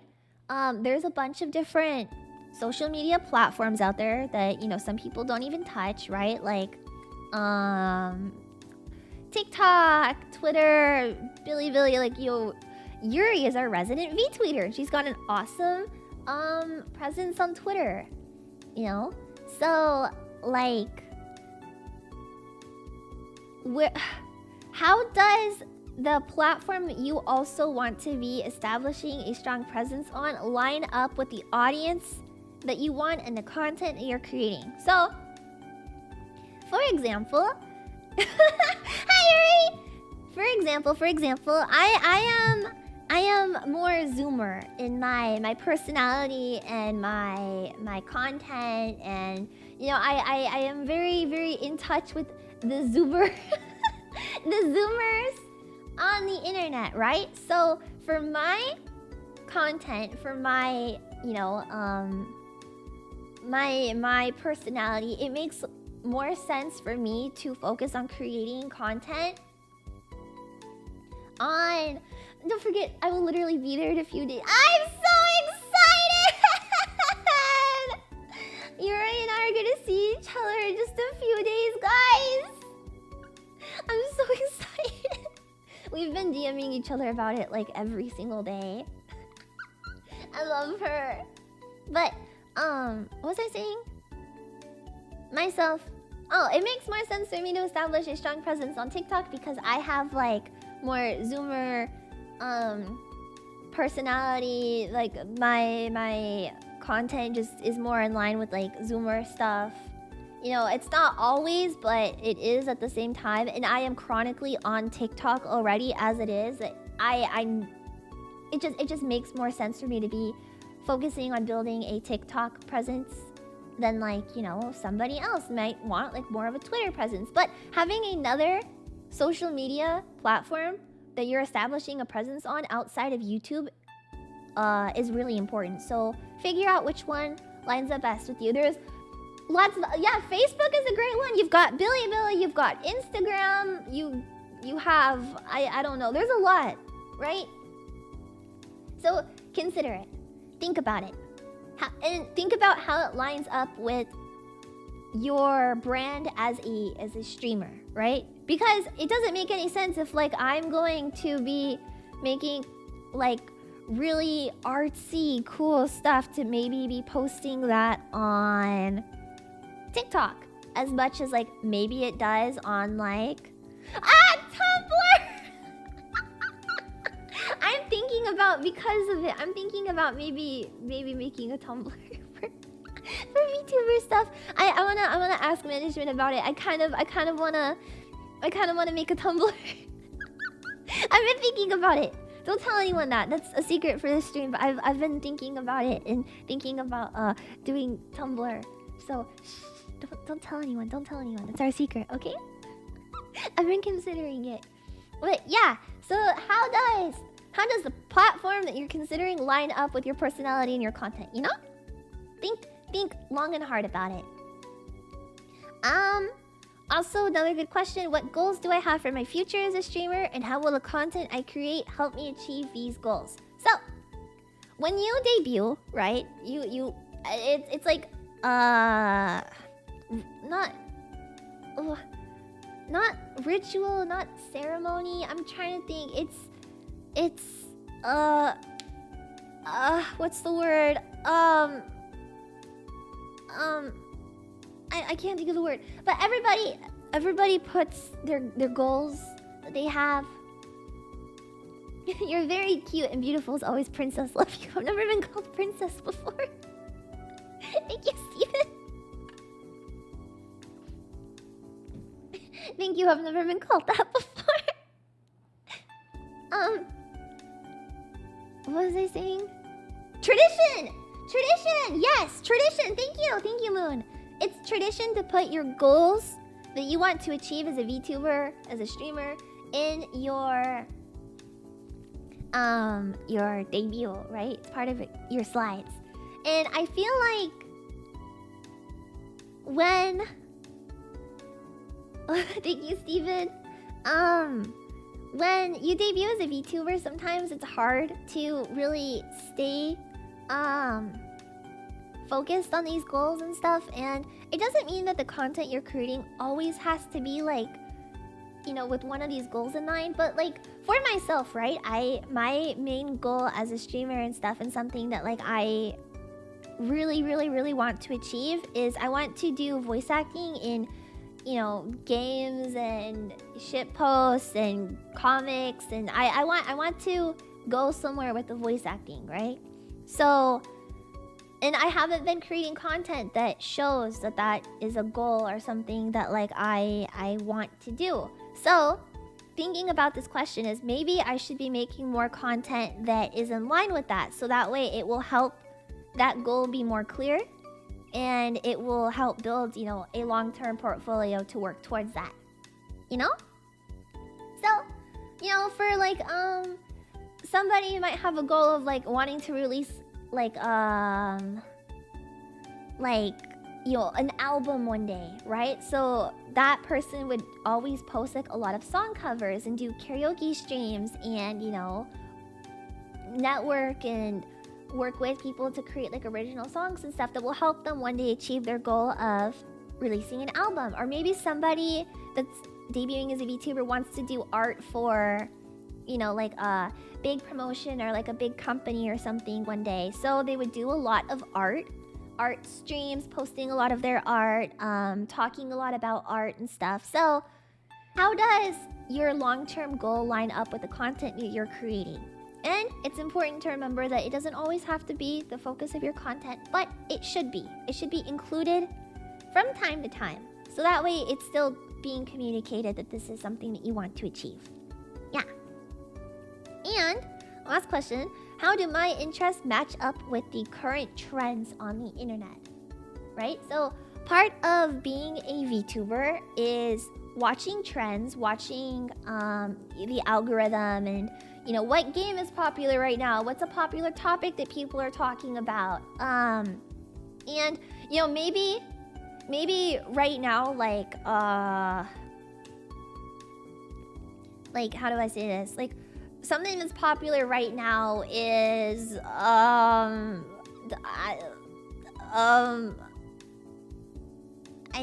I don't know. I don't know what's popular right now. Don't fucking ask me. I haven't looked outside of Genshin Impact. Genshin Impact is really popular right now. And I am super interested in Genshin Impact, right?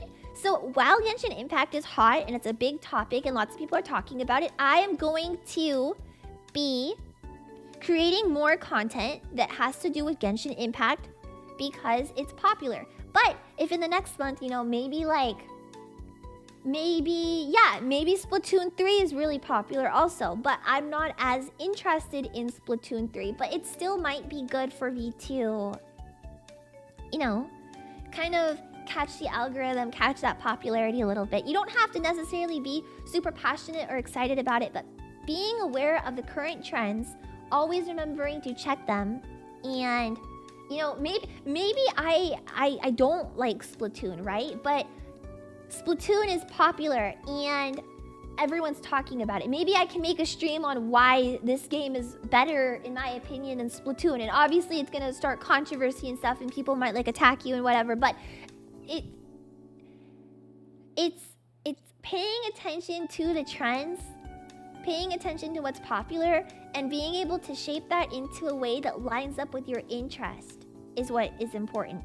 And again, as Talents of Face Connect, that a lot of us stream on YouTube, it's important for us to be able to have these understandings of the trends that are currently out there and topics, being able to create diverse content that addresses these. But anime Souls-like is Genshin Impact. No, it's not. No, it's not! Don't say that! Don't say that! It's not Souls-like! But that's what I'm saying, is you don't always have to be interested in something, but if it's something that you feel like you can create content based off of that's trending, jump on it. Just go for it, right? Yeah. Yeah.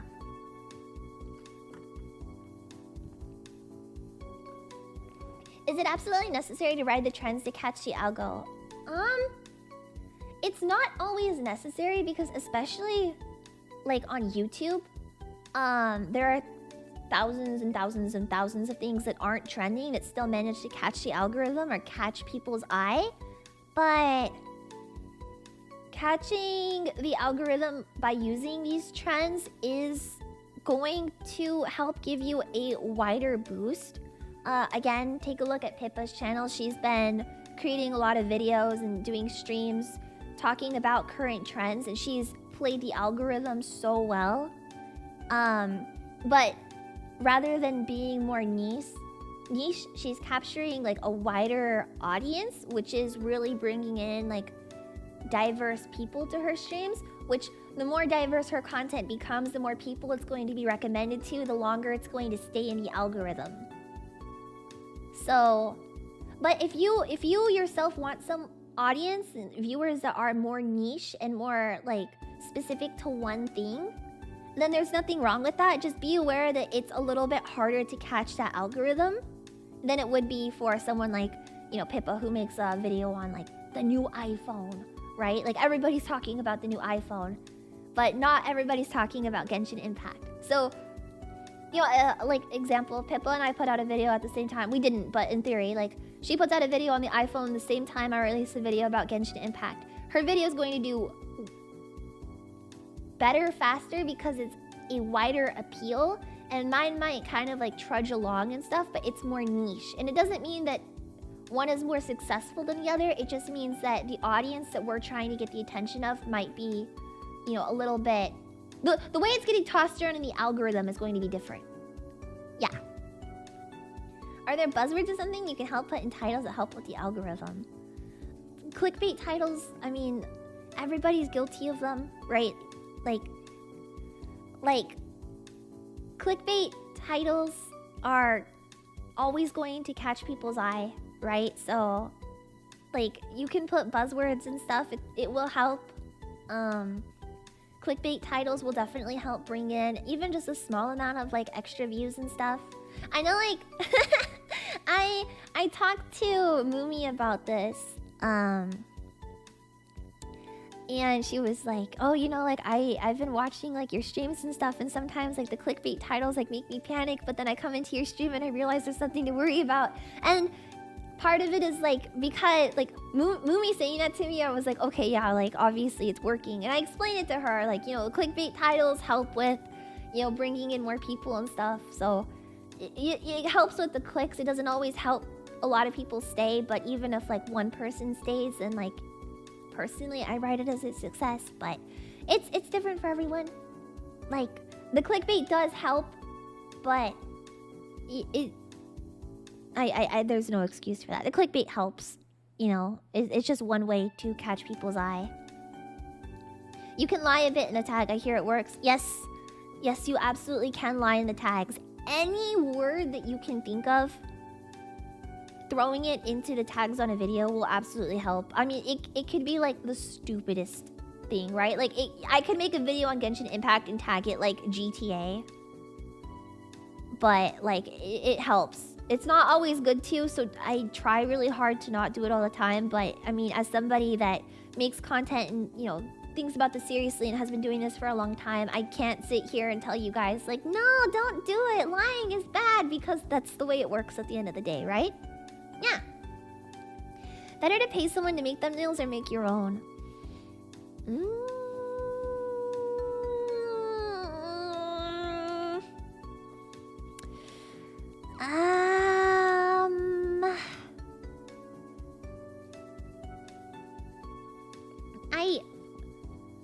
I don't know. I've only ever made my own thumbnails. Personally, I just don't have the extra money to be paying someone to make my thumbnails on top of, you know, what I already spend putting back into my streams. I guess it depends, but yeah, personally, I don't do it. I make my own. But for someone else, it might be good. I don't know. I think that's just like a really personal thing, that there's a lot of different circumstances that come with it. Thoughts on thumbnails? If you have like clickbaity stuff in your thumbnail, people's first impression is going to be your thumbnail. It is never going to be the title of your stream, right? On YouTube. On Twitch, it's different, but I'm talking in terms of YouTube.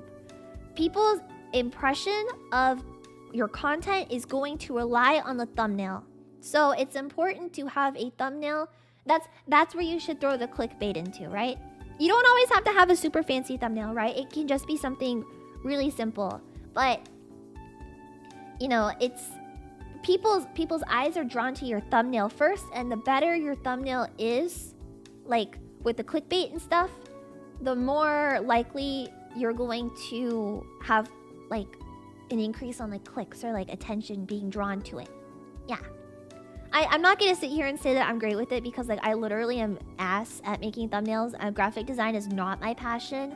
But, yeah, it helps to have a more clickbaity thumbnail in the long run than having a clickbaity title.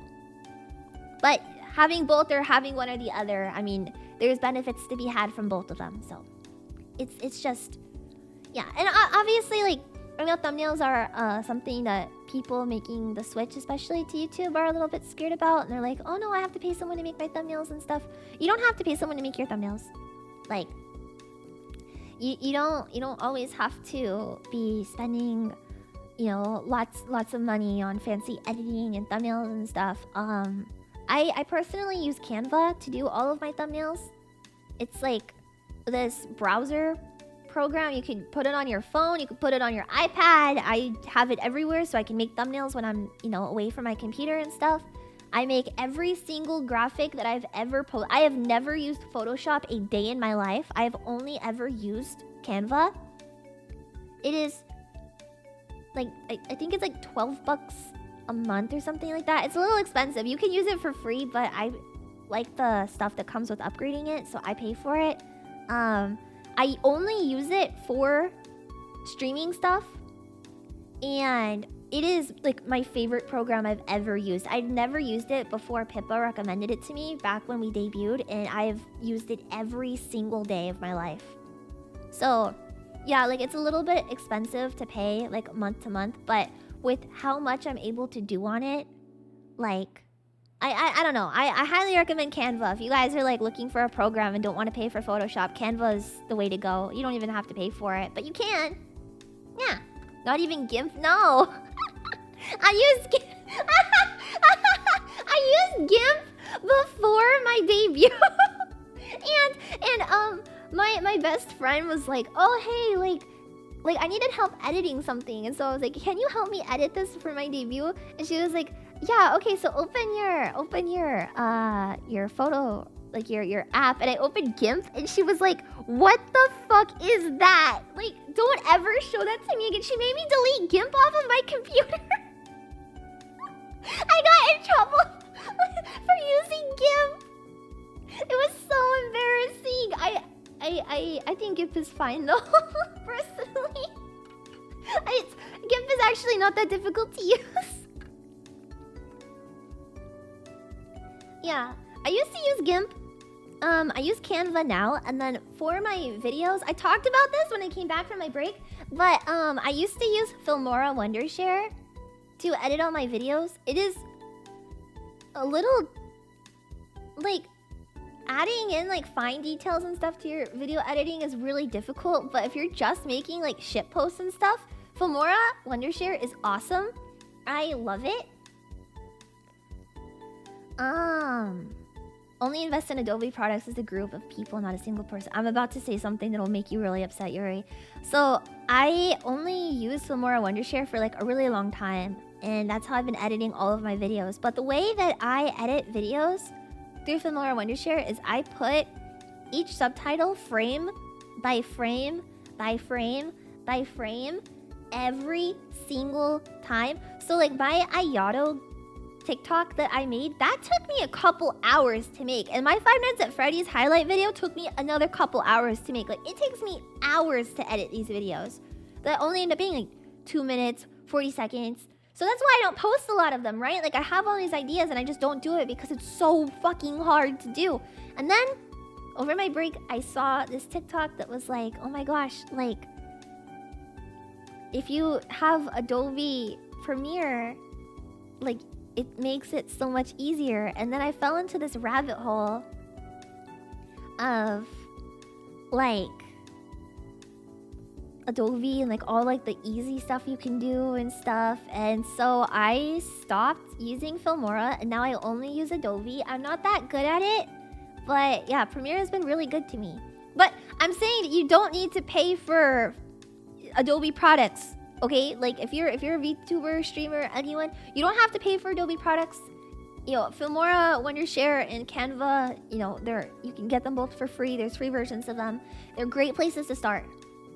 Yeah, they are wonderful places to start. So I would highly, highly, highly recommend them if you're new and you're looking for like a, you know, a way to start learning and stuff. That is the point of that conversation. Yeah. Crack Vegas. I don't know how to use Vegas. I've never figured out. Pirating is bad, but I don't know how to pirate things anyway. So yeah. Okay. Let's see. Back to the forum. Do you have any game commentary experience? It's a bonus if you do. Video editing experience, if you just talked about, it's a bonus. But I started off with no video editing experience. I taught myself everything with Filmora Wondershare, so you don't have to know how to do it, but again, it does help. Do you enjoy singing? It does not say are you good at singing? Do you enjoy singing? enjoying singing and being good at singing are two very different things. Leah loves singing. I fucking love singing. I love singing in the shower. I love singing to myself when I'm working out. I am not good at singing. I know that. But I like singing. There is a difference. You don't have to be good. Do you have music composing experience? You know, it's not necessary, but again, niches and, you know, different varied skills and stuff, very, very important. I don't have any music composing experience, but it's not a requirement, you know? Shut the fuck up, I think you're a genuinely good singer. Shut up! No, I'm not! I can't wait till we do our song cover. I'm banned from doing song cover. I'm just kidding, no I'm not, but... Oh, it's making me feel bad now.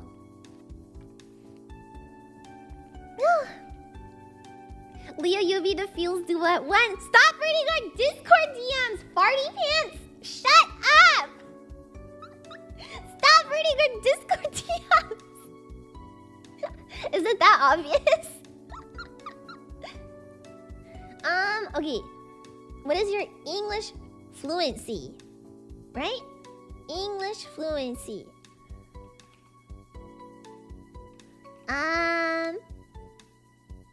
Wait. There. Native. You know, I think we're hiring JP talent, so you don't have to know. I don't know though. I'm not giving any advice on that one. Just answer it. Have you worked with others or in a team before? Okay. Something that's not as necessary when you are an indie VTuber again, but when you are working as a company and you are working as a talent among a group of other talents, understanding how to be a team player, understanding the line between friendly competition and teamwork is very important. Like, with us at Face Connect, we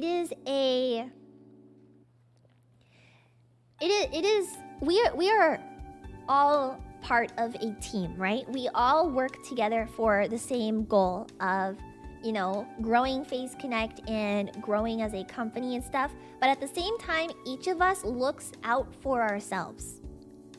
It's not a bad thing. That is just the way that it works in a team. For example, I come from a background in being on dance teams and stuff, right? Sorry, I died. And obviously on a dance team, the goal is to take a trophy for the entire team, right? You want the team to take home the trophy. You want the team as a whole to do well. But when it comes to individuals, you know, in a dance team, when you're doing like competition stuff, there's always solo parts allocated to someone, and everybody kind of like scrambles and works really hard to show that they're the most worthy of that solo. So even though like the end goal is to take home the trophy for everyone, there's parts where like looking out for yourself matter, and I feel like that's the same in VTubing, especially as a company, is we all work for the same goal, but of course like our main focus is like working on our own self and our own content, our own channels, our own growth. But at the same time, that does not mean that we are like pushing other members of the company down. It does not mean we're stepping on each other. It does not mean that we're sabotaging each other. That's not the way that it works. I mean, that's when you're in like academy and stuff, and like, you know, you're like a stupid kid, that might be like the way it works. But when you grow up and you realize that like that's not the way to do things, like, you know, building each other up and having like friendly competition and stuff, I feel like is really important, because that's how you push each other and like you know, encourage everyone else to grow. So it's important. But what I'm saying is it's important to know the line between friendly competition and really stick to that. So, maybe I feel like the meaning of this got kind of lost. Let me think about this.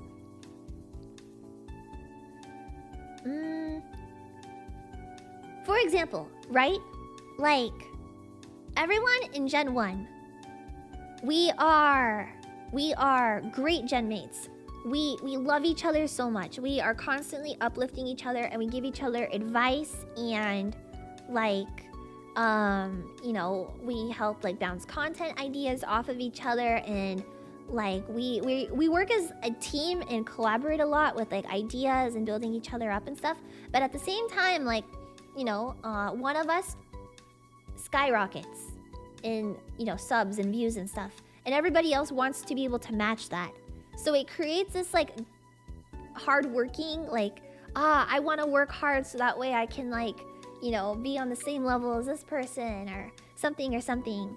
But yeah, it's just understanding how to work as a team and how to be selfish without being selfish, I guess, is important. Like, it's a little bit hard to explain, and I don't want like this to be taken out of context or make it seem like I'm encouraging bad behavior or something. It's just like a realistic way of thinking about it, you know? So, yeah, please don't take that out of context. Please don't think that I'm saying anything bad about the other members. But, realistic way of thinking about it is like everybody's like worried about their own self-interest and stuff, but it doesn't mean that we're like, you know, please. I feel bad. Have you worked with other content creators before? Healthy rivalry, yes. Healthy rivalry. That's the best way I could have put it, I guess. I feel like I'm talking about all of this really roundaboutly. No, I don't hate my genmates. Shut up. Working with other content creators before, I think this is talking about like, you know, your background and like collaborations and stuff, and understanding like how to work with other people. Something to keep in mind is that, you know, everybody in the scene has their own personality and stuff. Shut up, Yuri! I hate you too! So, you know, what might work for like a collaboration between me and Yuri might not work for a collaboration between like me and Sheena or something like that, you know? So just keep in mind that everyone's personalities are different. And when you're working with other content creators, like if I'm going to be doing a collaboration with someone from a different company, and what is allowed at Face Connect is probably not allowed or is different than what is allowed at like, you know, like Hawaii Project or Prison Project or something. So when you're collaborating with people from other companies, make sure that you are on a good middle ground of what is allowed, and you are respecting their boundaries and their restrictions and their company culture. Because the last thing you want to do is show up on like someone else's collaboration, say something that is a little bit yab, and then create issues for them. Okay? So keep in mind that you need to be respectful of your collaboration partners and their restrictions and stuff, and it's not okay to go and purposely shit up somebody else's collaboration or someone else's channel, even in chat, as a Vtuber and as a Vtuber in another company, because that could create problems for that person down the road. And the end goal of, you know, Vtubing and stuff, and I feel like something that is important to keep in mind is that we are all like friendly with one another, and you know, like we're all, especially like in the no sabotaging your rivals. No, do not sabotage your rivals ever, right? Like it's just rude, right? And it creates problems, and honestly, like it makes you and your company look bad at the end of the day rather than like them, right? Like if I was to go to someone's stream outside of Face Connect and start like shitting up their chat, or I was collaborating on their channel and said a bunch of like really yap things, like it would just make me and Face Connect look bad at the end of the day. So don't do that ever. Just be respectful, be mindful, don't be a knucklehead. And how well do you know VTubers? Is the last question on this page. I feel like in order to be a VTuber, you have to be a VTuber watcher yourself, right? Because if you don't know a lot about VTubing and like the culture behind VTubing, what is expected of a VTuber, you don't have to be a VTuber yourself, but you do have to be somebody that watches VTubers. So even if like you recently discovered them, it's okay. But I would say being within one of these 3 top ones is extremely important. And doing your research on, again, VTubers you look up to, VTubers that you want to be a little bit more like. What about their content do you enjoy? What about their personality brings you in? Why do you enjoy their streams? Yeah, you have to know the community in order to put yourself into it. Yeah. VTuber fans know what VTuber fans want. Exactly. I would say I'm quite familiar. I haven't been following VTubers since the beginning, but I am quite familiar with them. I would hope I am a VTuber. Okay. I'm not filling these ones out because wait, they're called brain teasers. What the heck? Okay. First piece of advice I have when it comes to answering these: do not answer essay length. Like, do not answer these like it's a fucking essay on like the AP test in Academy. Don't fucking do that, okay? Keep it short, keep it to the point, keep it honest, okay?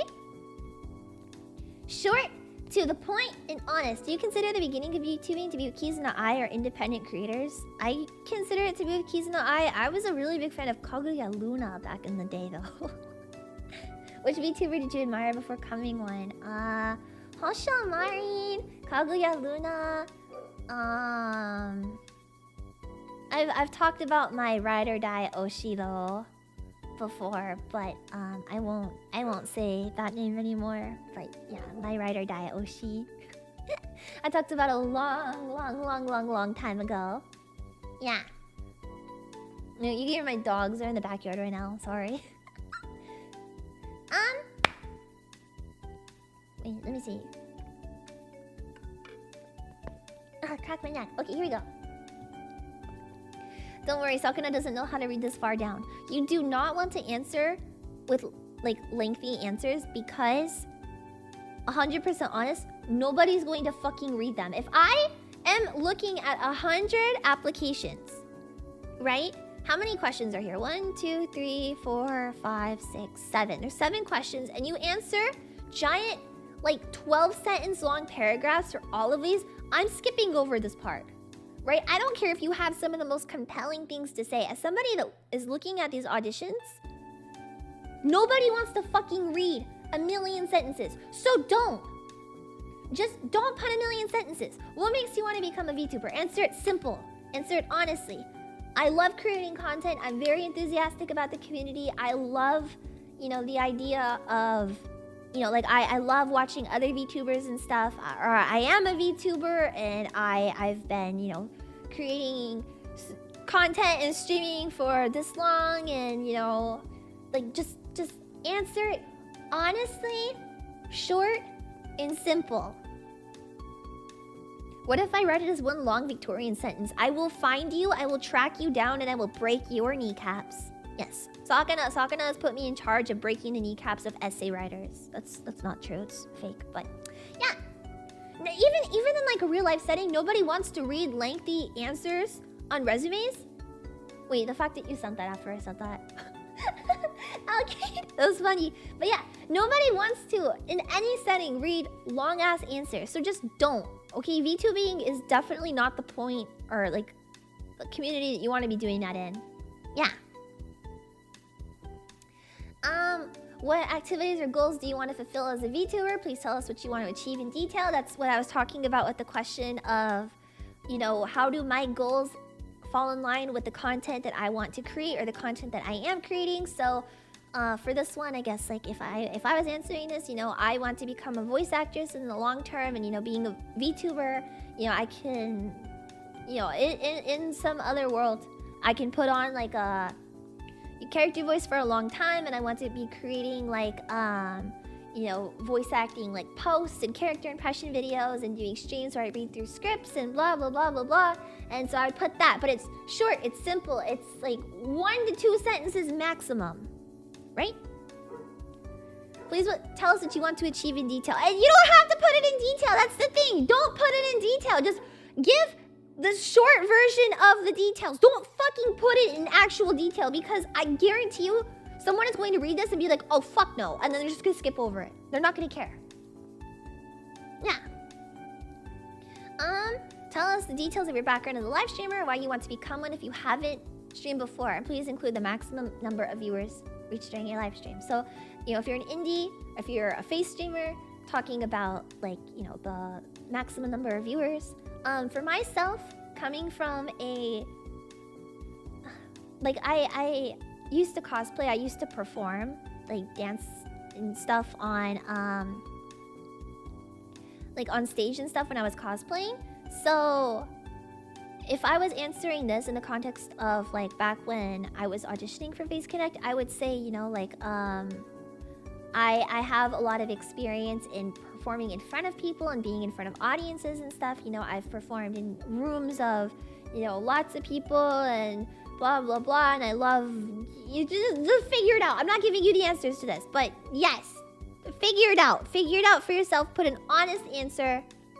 Do you have to tell the truth? If you don't tell the truth, it is going to bite you in the ass one day as your streamer career progresses. I do not believe in being dishonest when it comes to this, and I, even as like a VTuber in front of, you know, you guys, I don't believe in being dishonest at all. So honesty is the best policy. But yeah, tell us why you want to join Face Connect. Okay, this goes back to the thing of when you are auditioning, do not have the opening thing of your video be hello hololive when you are sending it for a Face Connect audition. You are auditioning for the specific company. Make it seem, thank you Art, thank you gifted subs. Do not make it seem like you are this, I guess, like, I don't understand, like, why you would audition for a company if you weren't, like, passionate about it in the first place. But, you know, everyone's different. Hi! Welcome everyone to Rinkou! Thank you, thank you, thank you!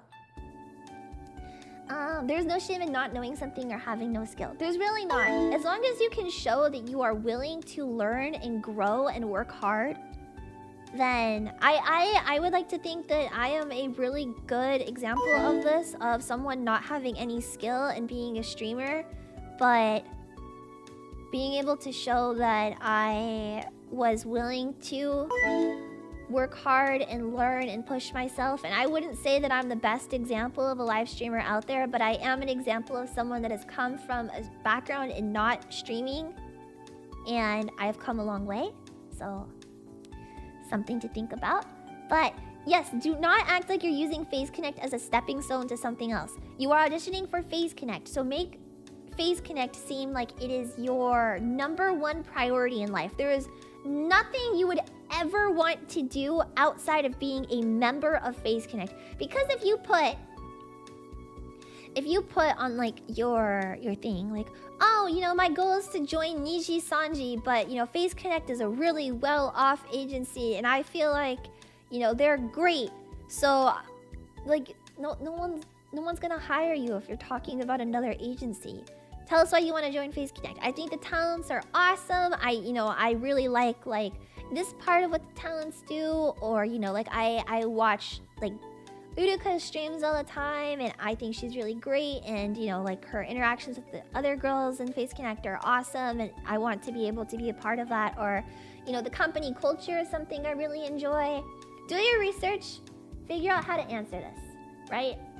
I personally think that understanding the company culture is something that is, like, going to be a big part of this, but that's something I've believed for any audition. So, you know, but that's just my opinion. What do I know?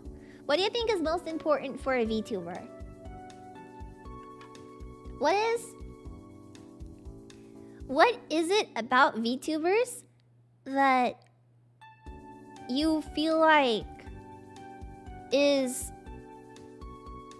something that you see all across the board, right? So, in like my observations, I feel like being able to keep conversation flowing at all times during a stream is the most important part. But you know, for someone else, you might think that it's game skill, or you might think that it's graphic design, but just think about like what it is that you see all across the board in a skill that you really want to hone that will stand out a lot, and that would be like your most important thing. What do you think is the most important? Yeah. So think about it, right? You can't take my answers. I am a member of Face Connect, putting this on my fake audition for Face Connect. You cannot take my answers. No copying off of my test, okay? Yeah. Streaming as a VTuber, what do you think is more important? Making creative content or having consistency in streaming activities? This is a very different answer for everyone. I definitely know what my answer is, but this is something that I really implore you to think long and hard about. There is no right answer to this, right? But give a little bit of reasoning, maybe. Keep it like 1 to 2 sentences again, but a little bit of reasoning. Yeah. What other skills do you possess that would help you as a content creator? Music, drawing, voice acting, presentations, audience interaction, etc. So a presentations thing is funny because like that I didn't even know that like that was a skill, but then like I do presentations all the time with lessons with Leah. I didn't even know that like that was a skill that like would help with content creation, but it is, and that was just something I didn't know until I started doing it. So it's literally anything, any skill. Think about what your strengths are, and then put that here. Yeah. I don't want this to autofill again, so I'm just gonna key smash this really quick. Key smash. Oh my god, my key smash is typing sad. Look at this. Legitimately key smash. Sad, azdas, sada, sad, sid. Sad Girl Company! Hi! The most important part of any audition for any company. I think it's really interesting that this is like so far down in the audition form, because usually this is the first thing that you see on auditions. The 5-minute self-introduction. This video is the most important part of any VTuber audition for any company. Okay? There are a million ways that you can approach this. It is absolutely 100% unique to you how you want to approach it. I cannot tell you a right or wrong way, because what's important is that you showcase all of your individualities, your, the extent of your creativity, your strengths. Like, you want this to be the best possible video you could ever make. And like I was saying, maybe you send in an audition video for Niji Sanji that you're really proud of. Do not reuse it. Do not ever reuse audition videos.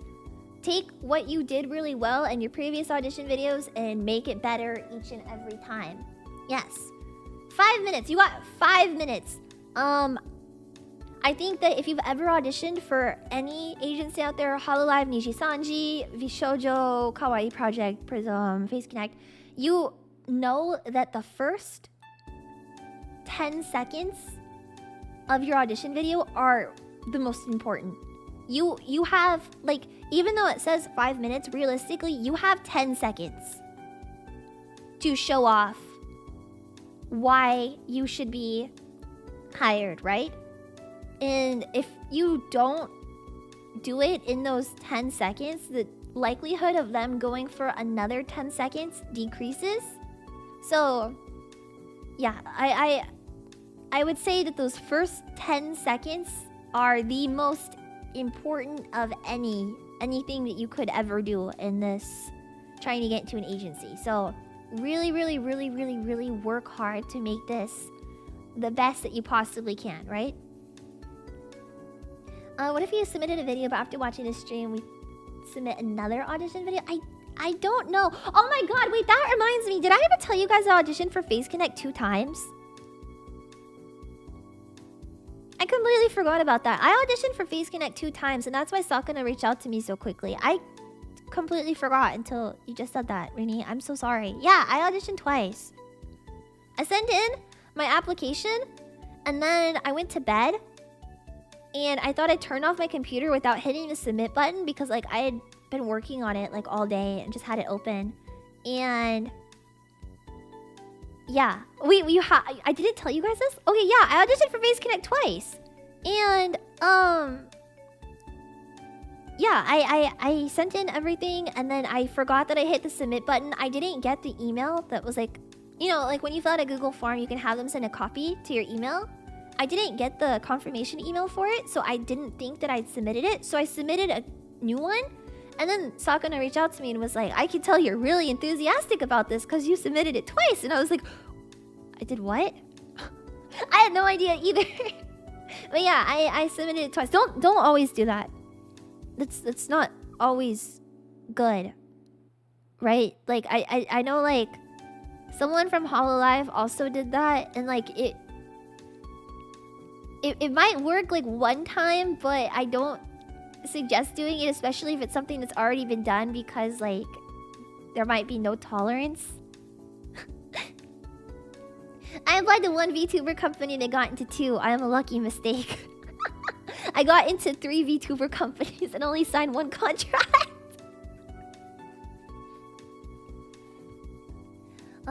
Let's. Oh, Yuri. Oh, Yuri. Yeah. The trick will not work this time. Yeah. There was no contract. There was when I did it. Okay. Enough of that.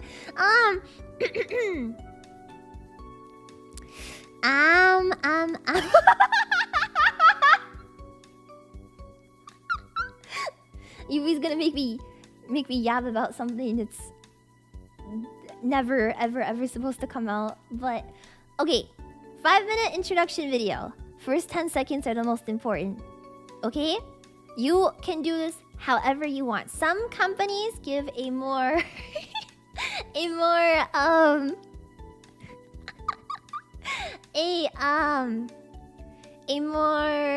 how do I say this? Like rigid way of doing it. So they tell you like, we want a mock live stream, right?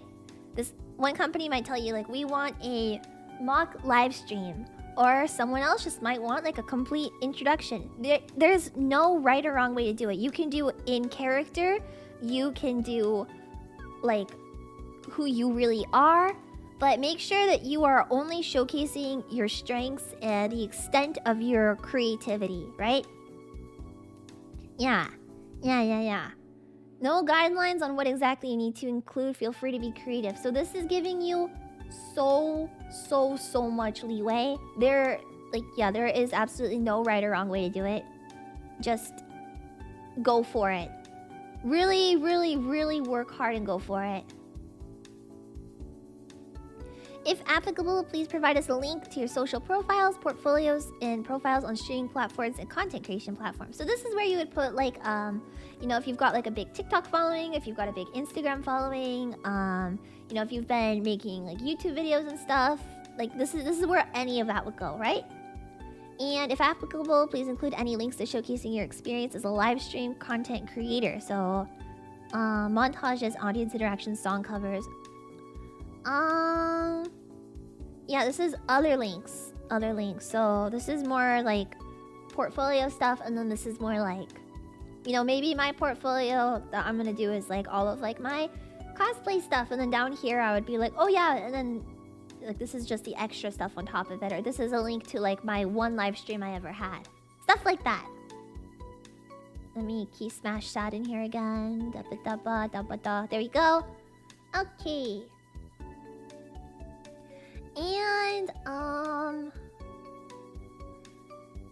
this is more like, I guess, technical stuff. Currently in any management contract with any other entertainment or VTuber companies. So, you know, are you working for another VTuber company? Yes or no?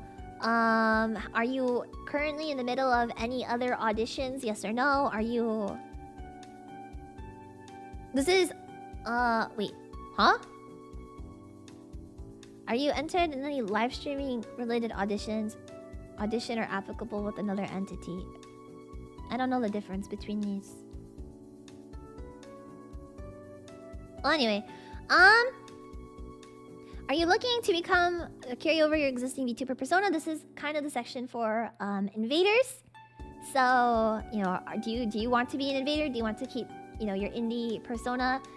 You have any questions? And then, yeah, just were you being honest? And can face connect view. So, this is more technical, boring stuff, but yeah. That is the audition form for Face Connect. Sounded redundant. I don't really know what the difference is, to be honest, but you know, it is what it is, I guess. There's a couple questions. I had two, so here they are. Leah, what are good tips for audition? Should I try auditioning again if I don't hear back after a certain time? And is there a theme for the next generation? Okay, 3 questions in one. Tips for good auditions. Like, I would say tips for the video. Yeah, just first 10 seconds, make the best impression that you possibly can. The audition video, like, requirements are really open-ended. So make sure that you are, you know, showing and highlighting all of your strengths and only your strengths in it. Like, make sure that if you're going to put on like a character voice or something, make sure that you can keep it up for the entire video. Also keep in mind that VTubing does not always equate to voice acting. So even if you feel like you don't have like a quote-unquote like cutesy voice suited for VTubing or something, that doesn't, like, it's not a make or break deal. Like, there's such a wide range of voices and like VTubers and stuff out there that it's really okay. So don't force yourself to put on a voice that you can't maintain for a long time. That's also the same for any like voice acting related work, but again, VTubing does not always equate to voice acting, so don't... I don't know where that impression has come from, especially recently, so just be mindful of that. Should you try... Oh god, I'm dying. Ugh. Should you try auditioning again if you don't hear back after a certain amount of time? I don't know. I would say, like, if it was like a audition without a deadline, maybe, but I don't know if there's a deadline for this. Like, I know Hololive had like open auditions and was like, if you don't hear back after 3 months, you can audition again. So something like that is okay. I think if there's no deadline, if you wait like 2 or 3 months in between, it's okay. But if it's one with a deadline, you only get 1 chance. Okay?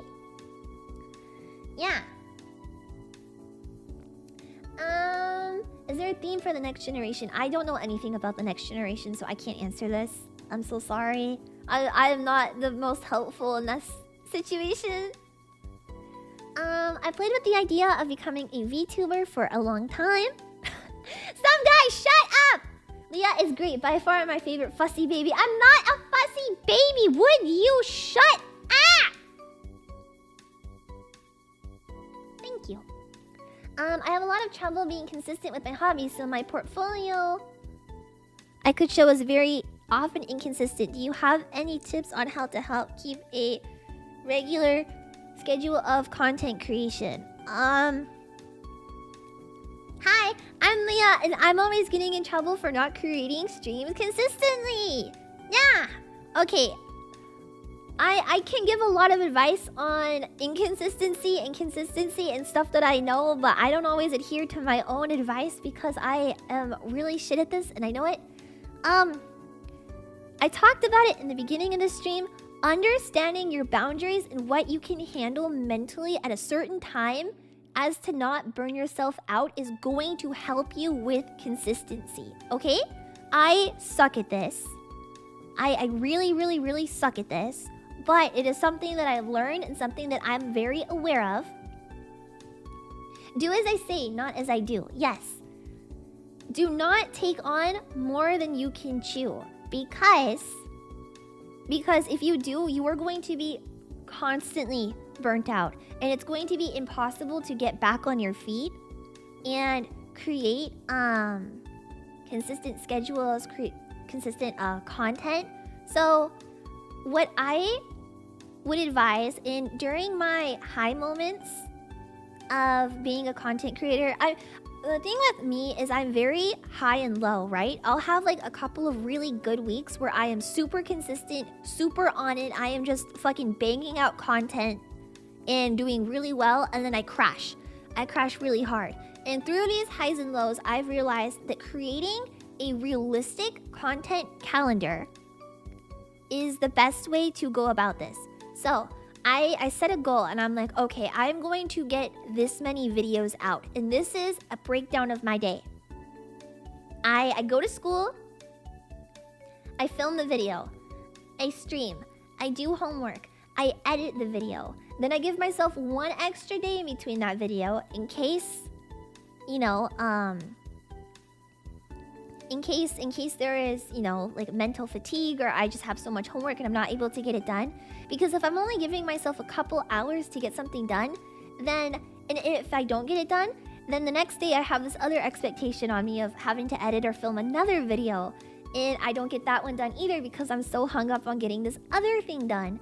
And the third day comes around and now I've got 2 things that are unfinished that I have to do, but I have a third thing that I've planned for myself. And it builds up until you get nothing done at the end. And now you are inconsistent. Now you are not creating. So creating a very realistic schedule for yourself to follow is the best advice I have. If you're new to streaming, if you've never streamed before, the minimum requirement of streaming days in Phase Connect is 4, right? Out of 7 days. So if you have a lot on your plate or you're new to streaming and you don't know how to approach this, I would give yourself days in between until eventually you're able to work up, right? So I feel like the minimum amount of streaming kind of helps in situations where, you know, maybe you're really unsure or you're not entirely sure of like how to visualize a schedule for yourself. So when you come out, you might only be streaming 4 days a week, but then the next week 4 turns into 5, and then maybe you stream 5 days a week all the way for 1 month, and now you're feeling really good about adding in a 6th day, you know? Or maybe you stream 5 days and it's just not working out for you, so the next month you only stream 4. Being realistic with your schedule and taking everything else into your life into account is going to help with consistency in the long run. You need to remember to be kind to yourself when setting the schedule and don't set unrealistic expectations up. Having a portfolio that you've been building up for years and years, it's very inconsistent. I mean, that if you've been working on that since like, you know, you were like, you know, a kid or something, it can't be helped. Like for myself, like with everything combined, my YouTube, I think my YouTube channel, like personally, I would only upload once every like 7 months, right? And with my voice acting stuff on Tumblr, I was getting stuff out every single day. But yeah, and don't plan too far ahead either. That's something else that I kind of get trapped into myself that I would not recommend is I really, really, really love making schedules for myself, but when it comes to actually like publishing those schedules and holding myself to them, I realized that I have so much other stuff going on and I can't do it, right? So keeping that in mind, don't plan too far ahead. Give yourself a lot of freedom and flexibility, and if you feel like you're having problems with consistency and stuff, let's say like you already come to Phase Connect and you're like, you know, dealing with this. Phase Connect managers are expert in this because of me, so they can help you a lot. And again, as Leah is saying, do as I say, do not do as I do. Do not take a page out of my book and plan a bunch of things and give yourself too much and then work yourself into the ground. Be kind to yourself. And you know, if you do end up as my kohai, I am here as a senpai to really help motivate you and help with what I can, keep you on track, keep you motivated and stuff, because it's okay for myself to go through this, but I would not wish that upon anyone else in Phase Connect. So shouldering that burden is part of my job as a senpai, and I am going to be here for you, so don't even worry. They will only bully you a little bit. I only bully on stream, man. I'm so nice in DMs. I'm so nice off stream. Is there a certain order of things, like an unspoken list to go through for the audition? What comes after introductions? Certain order to things, like an unspoken list.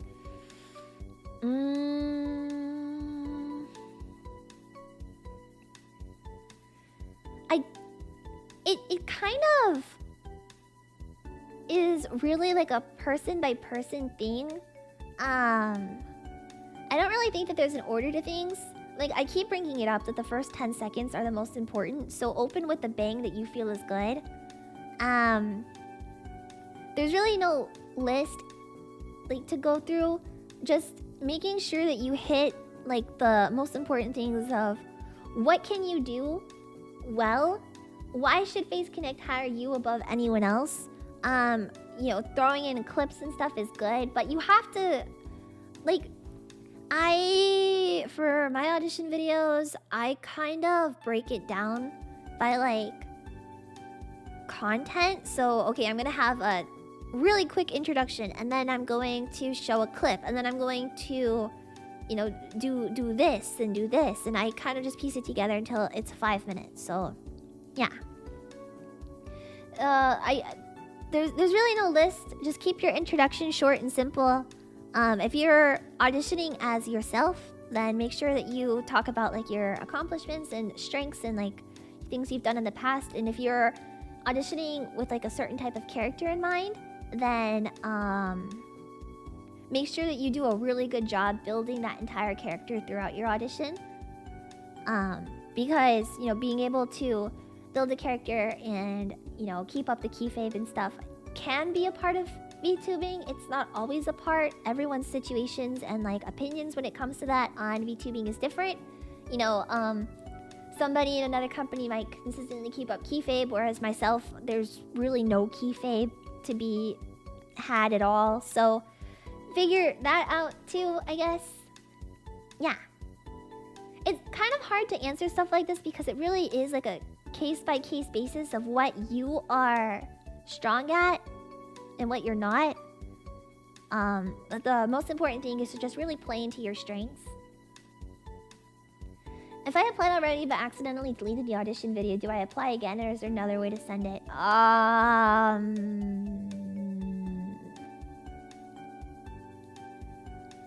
I don't know. If I was in your shoes, I'm stupid and I would send it again, but I also don't know.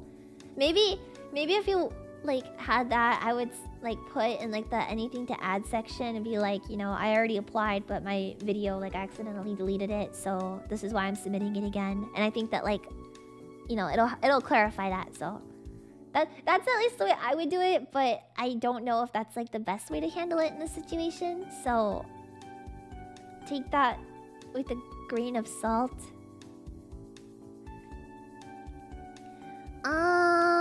What if I had no prior experience distributing or content creation, but I passed the audition anyway? That's sweet. That's awesome. There's absolutely no requirement in this audition for Face Connect Gen 3 to have any past as a content creator or live streamer. It's not the same for any company. Like, you know, everyone's got their own rules and stuff, but at least for this one, there is no expectation of past experience. And if you do well in the audition anyway, then that's fucking awesome. Let's go. You know, that just is a testament to how, like, your skill and stuff at the end. So it is a good thing. Yeah.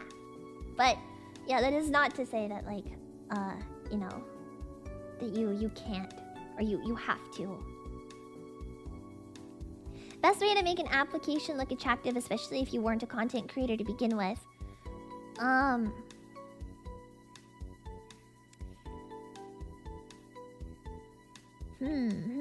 Best way to make an application look attractive if you weren't a content creator to begin with. What are great parts of your personality? Has somebody in your life told you that, you know, you can really light up a room, or, you know, you can make like really funny memes, or, you know, something or another? That's the best way, is like, even if you're not a content creator, like showcasing like other skills you have. Just really, in that case, I would say your personality and your honesty is what's going to shine through the most. But if you have a great personality, yeah. If you feel like, you know, you've got like the personality suited for this, then let that be your strength, right? Let that be the thing that carries you. My mom says I'm radiant. My mom said I'm bronze. Hi, Leah. Since Face Connect has grown a lot since the first set of auditions, do you think there's current competition will be tough when applying? Are there certain types of people the company are looking for in the next gen? Oh my gosh, if you were to audition now, what would you have done differently on your audition interviews? And have you seen any of the Gen 3 designs yet? I have not seen the Gen 3 designs. This model literally says they're pre-made. You know more than me. I can read bedtime stories super well. That's literally a strength. Some people have really nice voices suited for narration and ASMR and reading and stuff. That is a strength. It really is. So if you feel like that is a thing that you do, and that is another niche that, you know, here at Face Connect, we you know, we don't have a lot of people doing like narration and stuff like that. It can work. It really can.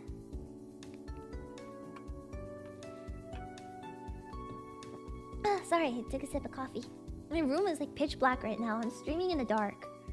Actually, I'm gonna turn on a light. Hold on. It's too dark in here.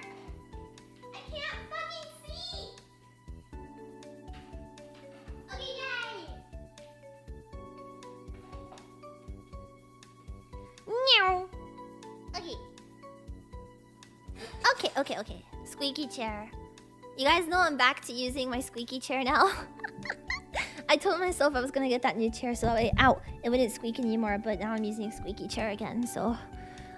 life and times, it's funny. Okay. Yeah. Okay, so Face Connect needs an ASMR artist. I mean, we have a lot of people that are really good at ASMR, but I think, like, somebody that only does, like, soft, soothing, like, wholesome atmosphere streams is something that we don't have here at Face Connect. You know, I'm talking about like ASMR narration, just like really wholesome, easygoing, fluffy type of gaming content. Like somebody just like wholesome and soft, and, you know, maybe like a little bit of a sleepy atmosphere. I would love to see somebody like that get introduced in Gen 3. Well, yeah, ASMR ever be rescheduled? You guys are probably like, Leah never reschedules things. Leah would never reschedule a stream that she canceled. Guess what, bitch? Hold, please.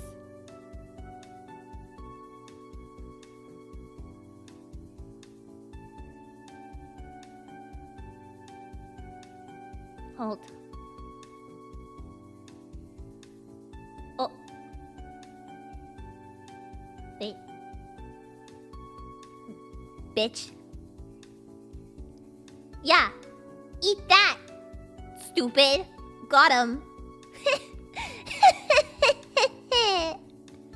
making the schedule early, I see. Oh, whatever could that mean? Oh my god, Leah's linking her schedule early. No way! Yeah, bitch, I fucking rescheduled it. You thought I wouldn't. You're stupid.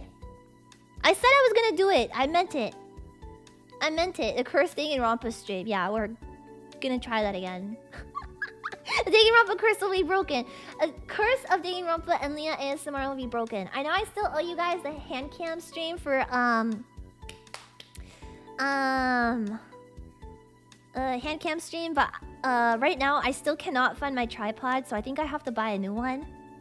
I don't really have a lot of money at the moment to buy a new tripod, and I keep looking for it and I can't. I promise I'm not putting that stream off because I hate you or anything, or that I don't want to do it, because I just haven't touched that keyboard. I don't know where my tripod is.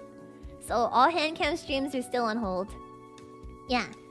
But, okay, we're not talking about my schedule. We're talking about this. Yeah. Face Connect has grown a lot since the first set of auditions.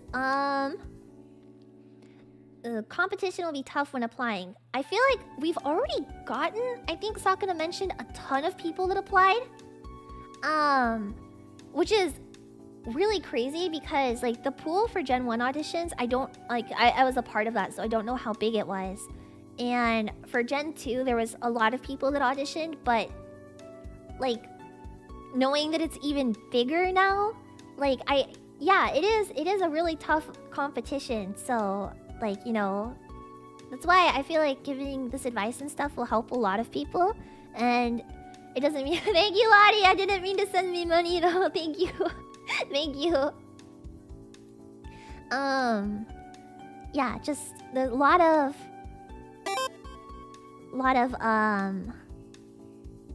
competition. This isn't an all-female VTuber company. Yeah, it is.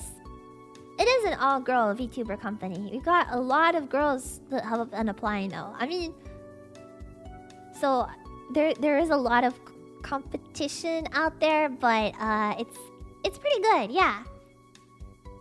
I think the factor that your VTuber persona can be adopted is also a huge factor. There's a lot more that goes into being an invader, and I would say that it's more difficult to become an invader than it is to become a new talent, because there's so many other things that they look for someone that's pre-established, but that just like makes the competition even tougher, right? I don't know if they're counting the invaders as people completely different, or if they're going to cut down the number of people they take because of invaders. I don't know anything like that, so there's a lot of things that I can't really give a clear answer on. Certain types of people that the company is looking for in the next gen, I also don't know. I would think it's people that are covering different niches and stuff than the current 15 of us are. People that fit the company, I forgot the word. The company culture really well, but also are providing something that's unique and different. That could go like a million different ways, like I've said. So a lot of things that can be taken into consideration and stuff, but again, like that's, I think, something that management has set in mind, and not something that the talents are aware of. If you were to do something different, if you were to audition now, what would you have done differently in your audition interviews? If I was to audition now, what I would have done differently,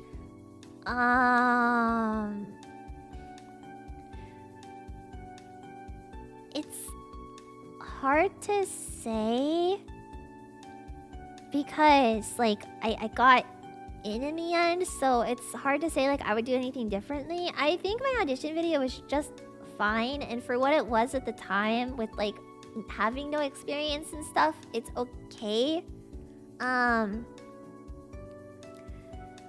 But for my interviews, I wish that I had taken the opportunity to ask Sakura a lot more questions, even if they were just like really dumb things, because I only asked him one question during my interview, and it's not that like stuff like that has ever become a problem in the company in the long run or anything. I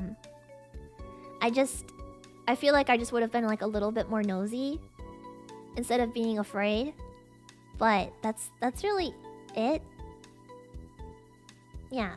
Don't be afraid to ask questions is the advice I can give you. I was really afraid to, but I do not encourage being afraid of asking questions, especially because Sakura is very easy to talk to when it actually comes down to it.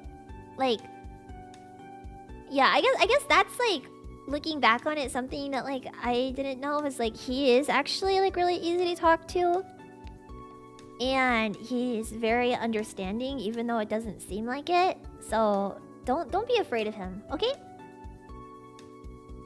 If he's gonna let me take a sip.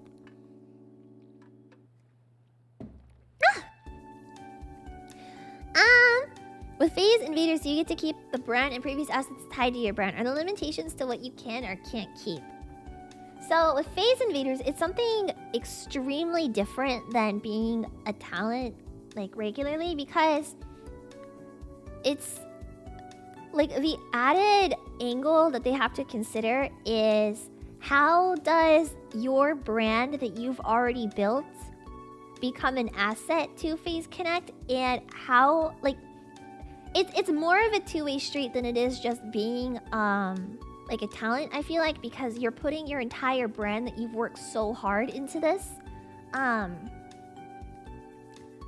Like, so how does Phase Connect benefit from taking on your brand, and how do you benefit from having the backing of Phase Connect in your brand? Because it's very different for every indie, right? Not everybody wants the company backing, and not everyone is going to how do I say benefit from the company backing. You know, if you're able to really establish yourself already and you have a strong audience and foundation and you feel like you don't need Phase Connect, then there's no shame in not applying to be an invader, right? It's not for everyone, but some people really, really, really want the collaboration between Phase Connect and their indie brand and feel like, you know, this is the great, like the greatest thing that they could do. And it's something different that not a lot, oh my god, not a lot of companies are offering, being able to keep your brand and stuff. So a lot of different things to consider with this, but yeah, just things to keep in mind, I guess, if you are thinking about becoming an invader. As for limitations of what you can and cannot keep, I don't know. I feel like I don't know a whole lot about the invaders, because like how that works. Did your cat knock over Ponko again? No, my walls in my new house don't hold things up, so my manga that I have on my wall falls all the time. So that was my manga falling off of my wall. Things you can or can't keep. I feel like somebody that's actually an invader would be able to answer this better than like I can. I would just assume that you get to keep your brand at the end of the day. I don't think that Phase Connect takes ownership of your brand. I think that it's more of a collaboration than Phase Connect owning you.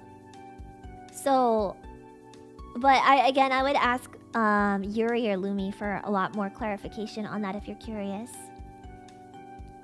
What is your favorite part of working in an agency? The networking. Easily the networking and the relationships that come along with being part of a community. For someone like myself, I'm really introverted. I don't really know how to go out of my comfort zone and start talking to people and like you know, like making friends and stuff, especially in the VTuber community. I'm so afraid of interacting with people still. But with Phase Connect, I got like 14 friends that just came free with the Xbox, and you know, like we are all on good terms with each other, and we're all always talking with each other, and I mean, like, we all get along really well. I absolutely love every part of being able to interact with them. And so easily it's like the networking and the connections that come with being part of an agency are the selling point for me. I also think that, you know, like a realistic answer is that Sakura takes a lot of care in providing for each of the talents. If I ask Sakura for something, he always delivers it. Even if it's not immediately, right? Like, you know, it's only natural for things to, you know, get lost or not always be answered. Or, you know, if he tells me no to something, it's for a good reason. And even if I don't realize it at the moment, I come around to realizing it and I'm okay with it. Like, you know, being in a company, like my streaming assets, my model, like Sakura was willing to give me this completely like customized model and stuff. And you know, it's something that if I was to be doing this indie or maybe somewhere else, like it could possibly have never happened. And so that makes me like really thankful to be here.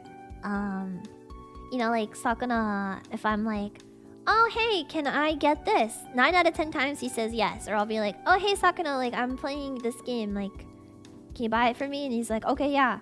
And I mean, like, you know, some of it is supposed to be like that, but at the same time, like some of it's not. Like, you know, Sakura sometimes like provides us with like little presents. Like we had some chibis that were done for us. That was a present.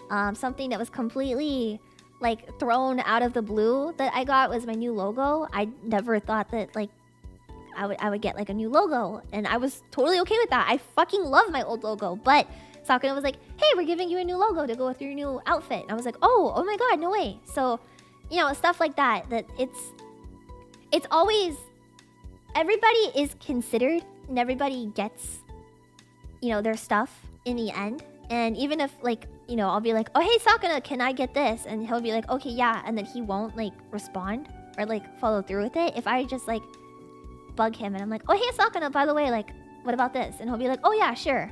Or he'll be like, actually, like, no, we can't do that. Are you okay getting it yourself? And I'll be like, yeah, you know what? That's totally okay. So, but obviously there's like an expectation of me being able to like fulfill the work that I have to do in order to continue to get stuff like that. So it's not like I'm just getting all this stuff and then streaming and then calling it a day. There's a lot of behind the scenes stuff that goes into it.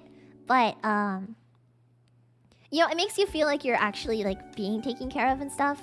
Whereas like being on your own, having to provide all of this for yourself, and you know, on top of like the networking and the editing and all of this other stuff that goes into it, being in an agency really helps like just manage all of that really well. So I feel like it's just like a really nice added benefit. Yeah. No, Leah, I will not buy you an all-in-one stocking and kidnapping. No, I've never asked for anything like that, ever. It makes me think back to one time we were like, this is before Gen 2 debuted. We were all talking about Genshin Impact one night, and Sakura was like, I should buy a Genshin Impact account. And then like a bunch of the, like, I think it was like Remy was in call, and then she was like, can I have the account? And I was like, no, I want the account. And we're like, Sakura, can we babysit the account? And then I don't know what ended up happening with that, but just Sakura randomly buying a Genshin Impact account and then watching like Remy and I fucking like duke it out. No, that was a good memory.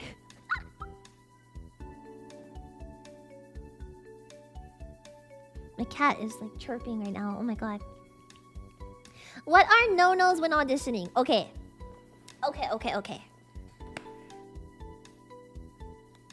No-nos when auditioning.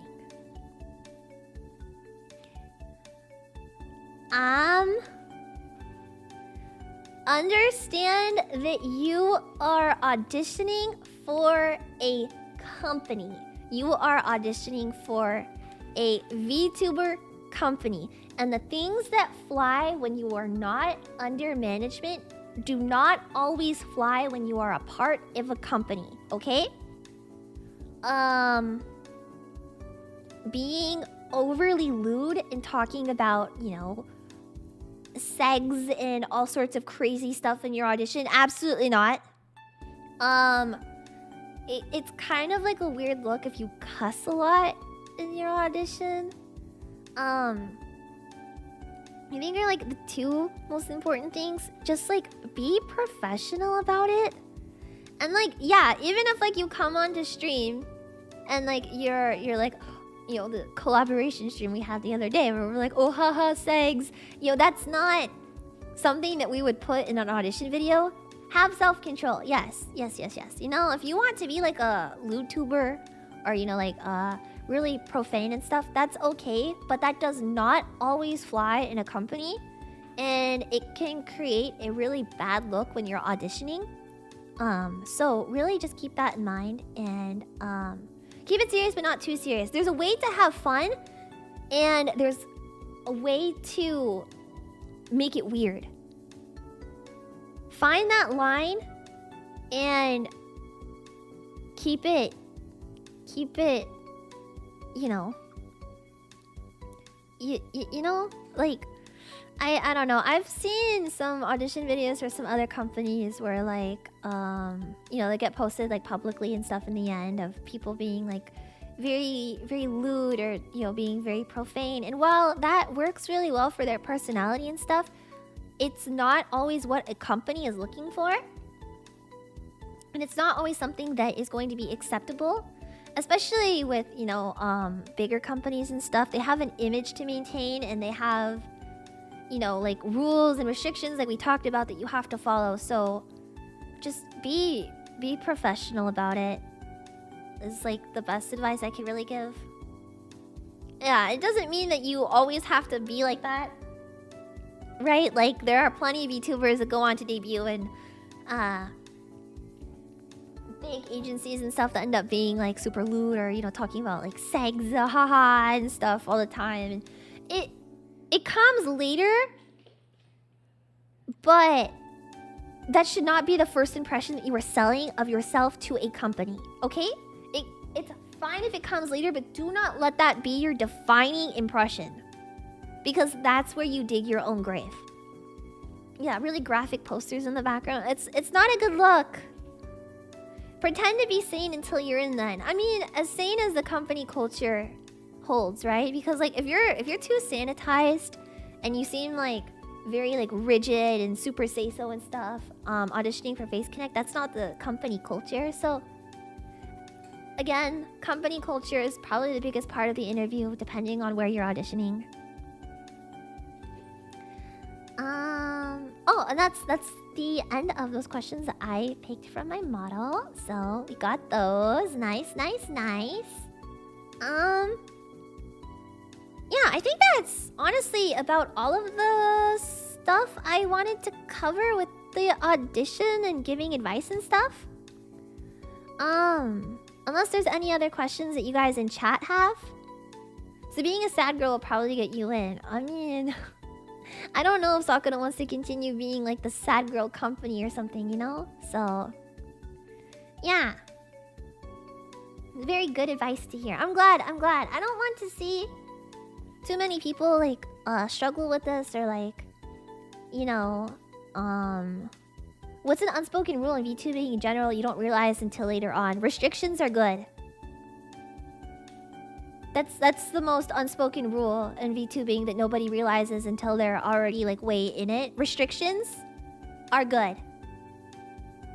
Any type of restriction, no matter what it is like, you know, there's reasons why they're being put in place and they are good. Content control is good. So yeah, please don't get the impression that, you know, Face Connect is like censoring their talents or something and that it's a bad thing, because honestly it's good. There's benefits to stuff in the end. Do you think less people will show up now to apply if Fishman wants less yaps? I think overall actually it is beneficial for the company as a whole. And it will attract a wider appeal to an audience, because right now I think being like this yap company kind of puts us in this like small box and we're a little bit isolated. Whereas like if we were to create content that appeals to a wider range of people and is less yab, it's going to help in the long run. So yeah. I think that quite honestly, it's going to be good in the end. Yeah. But yeah, like I said, I really wanted to do this stream because I understand that, you know, auditioning to become a VTuber and stuff is really stressful. And, you know, I'm in a position of privilege. And, like, I'm able to give a lot of insight as somebody on the inside, and I really want to use my platform and my you know, my like privileges of what I've learned and stuff to help other people. This stuff isn't only applicable to Face Connect though, so if you're, you know, not really interested in auditioning for Face Connect, but maybe you have somewhere else that you know you have your sight set on auditioning for, that's totally fine. No shame in it. And yeah, I hope that this advice can still help you in that situation as well. Being known as a sad company isn't so bad. It's nice to see all the girls overcome the challenges in public and private. Yeah. It's really nice to be able to have like honest conversations with chat and stuff and not feel like I have to always adhere to like this keyframe and stuff, which I think is another good part of Face Connect. Is like, I don't know how it works for other companies, so I can't speak on that behalf, but like at least with Face Connect, I'm not being forced to like have to keep up keyframe or anything, and I can just be as honest and open as I want, and I really prefer it that way, so it's a good thing. Yeah, also it's probably not a good thing to tweet about auditioning. Yeah, keep that private. Yeah, also it's not a good idea to like grill the company you're auditioning with openly. Like save it for emails, I guess. Yeah. Hope Face Connect doesn't change that much. I like how it is now. I don't think we're gonna change that much. Honestly, I think that the changes that we're going through are good, but they're not going to be as obvious or detrimental as like it could seem. And I, for one, am very on board with it. And I think that there is a good reason why it's happening. So, yeah. As long as the talents are okay with it, we have faith in Sakuna's decision and we agree with it, then I think that there is nothing for you guys to be worried about. And we're still going to have a great atmosphere here at the company. Yeah, if someone has significant other, do they definitely need to not mention them? Is it a choice? I don't know. I don't... My thing, like my stance on that, this doesn't speak for anyone else, but my stance on that is there really a reason to put that much of your personal life on blast like that with like VTubing and stuff? How does having a significant other affect how you stream? Like, if you're somebody with a significant other and you guys are collaborating and streaming together all the time, then like, okay, fine. But at the same time, like, I don't think like it really like has any place in VTubing in the first place. Like, and maybe this is an ignorant opinion to have because I'm just not someone in that position, so I don't think much about it. But I just don't think it has any place in VTubing, in streaming. But there are streamers and VTubers out there that find a place for it, and that's great for them, but I don't see why. Yeah. It's kind of a complicated one. I don't even know if we have rules about that at Face Connect because it's just not applicable to me. But, you know, it's whatever, right? Like, I don't know. Yeah, okay, I think that's about everything we've got for stream today. I hope that you guys were able to learn a lot and that I answered a lot of the questions that you guys had and clarified some things. Tomorrow's stream is going to be Lessons with Leah! Yay! Lessons with Leah tomorrow! Tomorrow's Lessons with Leah is going to be the first one of our Halloween series of Lessons with Leah. So, we're going to be covering a true crime story tomorrow. What's the topic? It is a true crime story. Leah's favorite true crime story. But I don't know if having a favorite true crime story is good. Yeah. Speaking of say so good. It doesn't have to be say so, right? It has to just be like fine. Yeah. But spoopy lessons. Yes. I hope you guys are excited. And I hope that I can see you guys all tomorrow. Let me see if there's anyone streaming right now that I can raid into. Genshin Impact is streaming right now. What's Genshin Impact doing? I started streaming 4 minutes ago. What's happening? I don't know what Genshin Impact is doing. Oh, wait, they're just streaming music. Okay, whatever.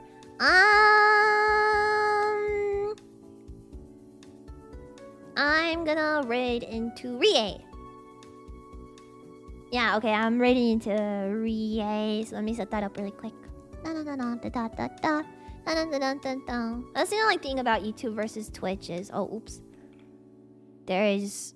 The redirects are a little clunky, but... Yeah! Hi! Okay, everybody go say hi to Rie! And Otsulia, I will see you guys tomorrow!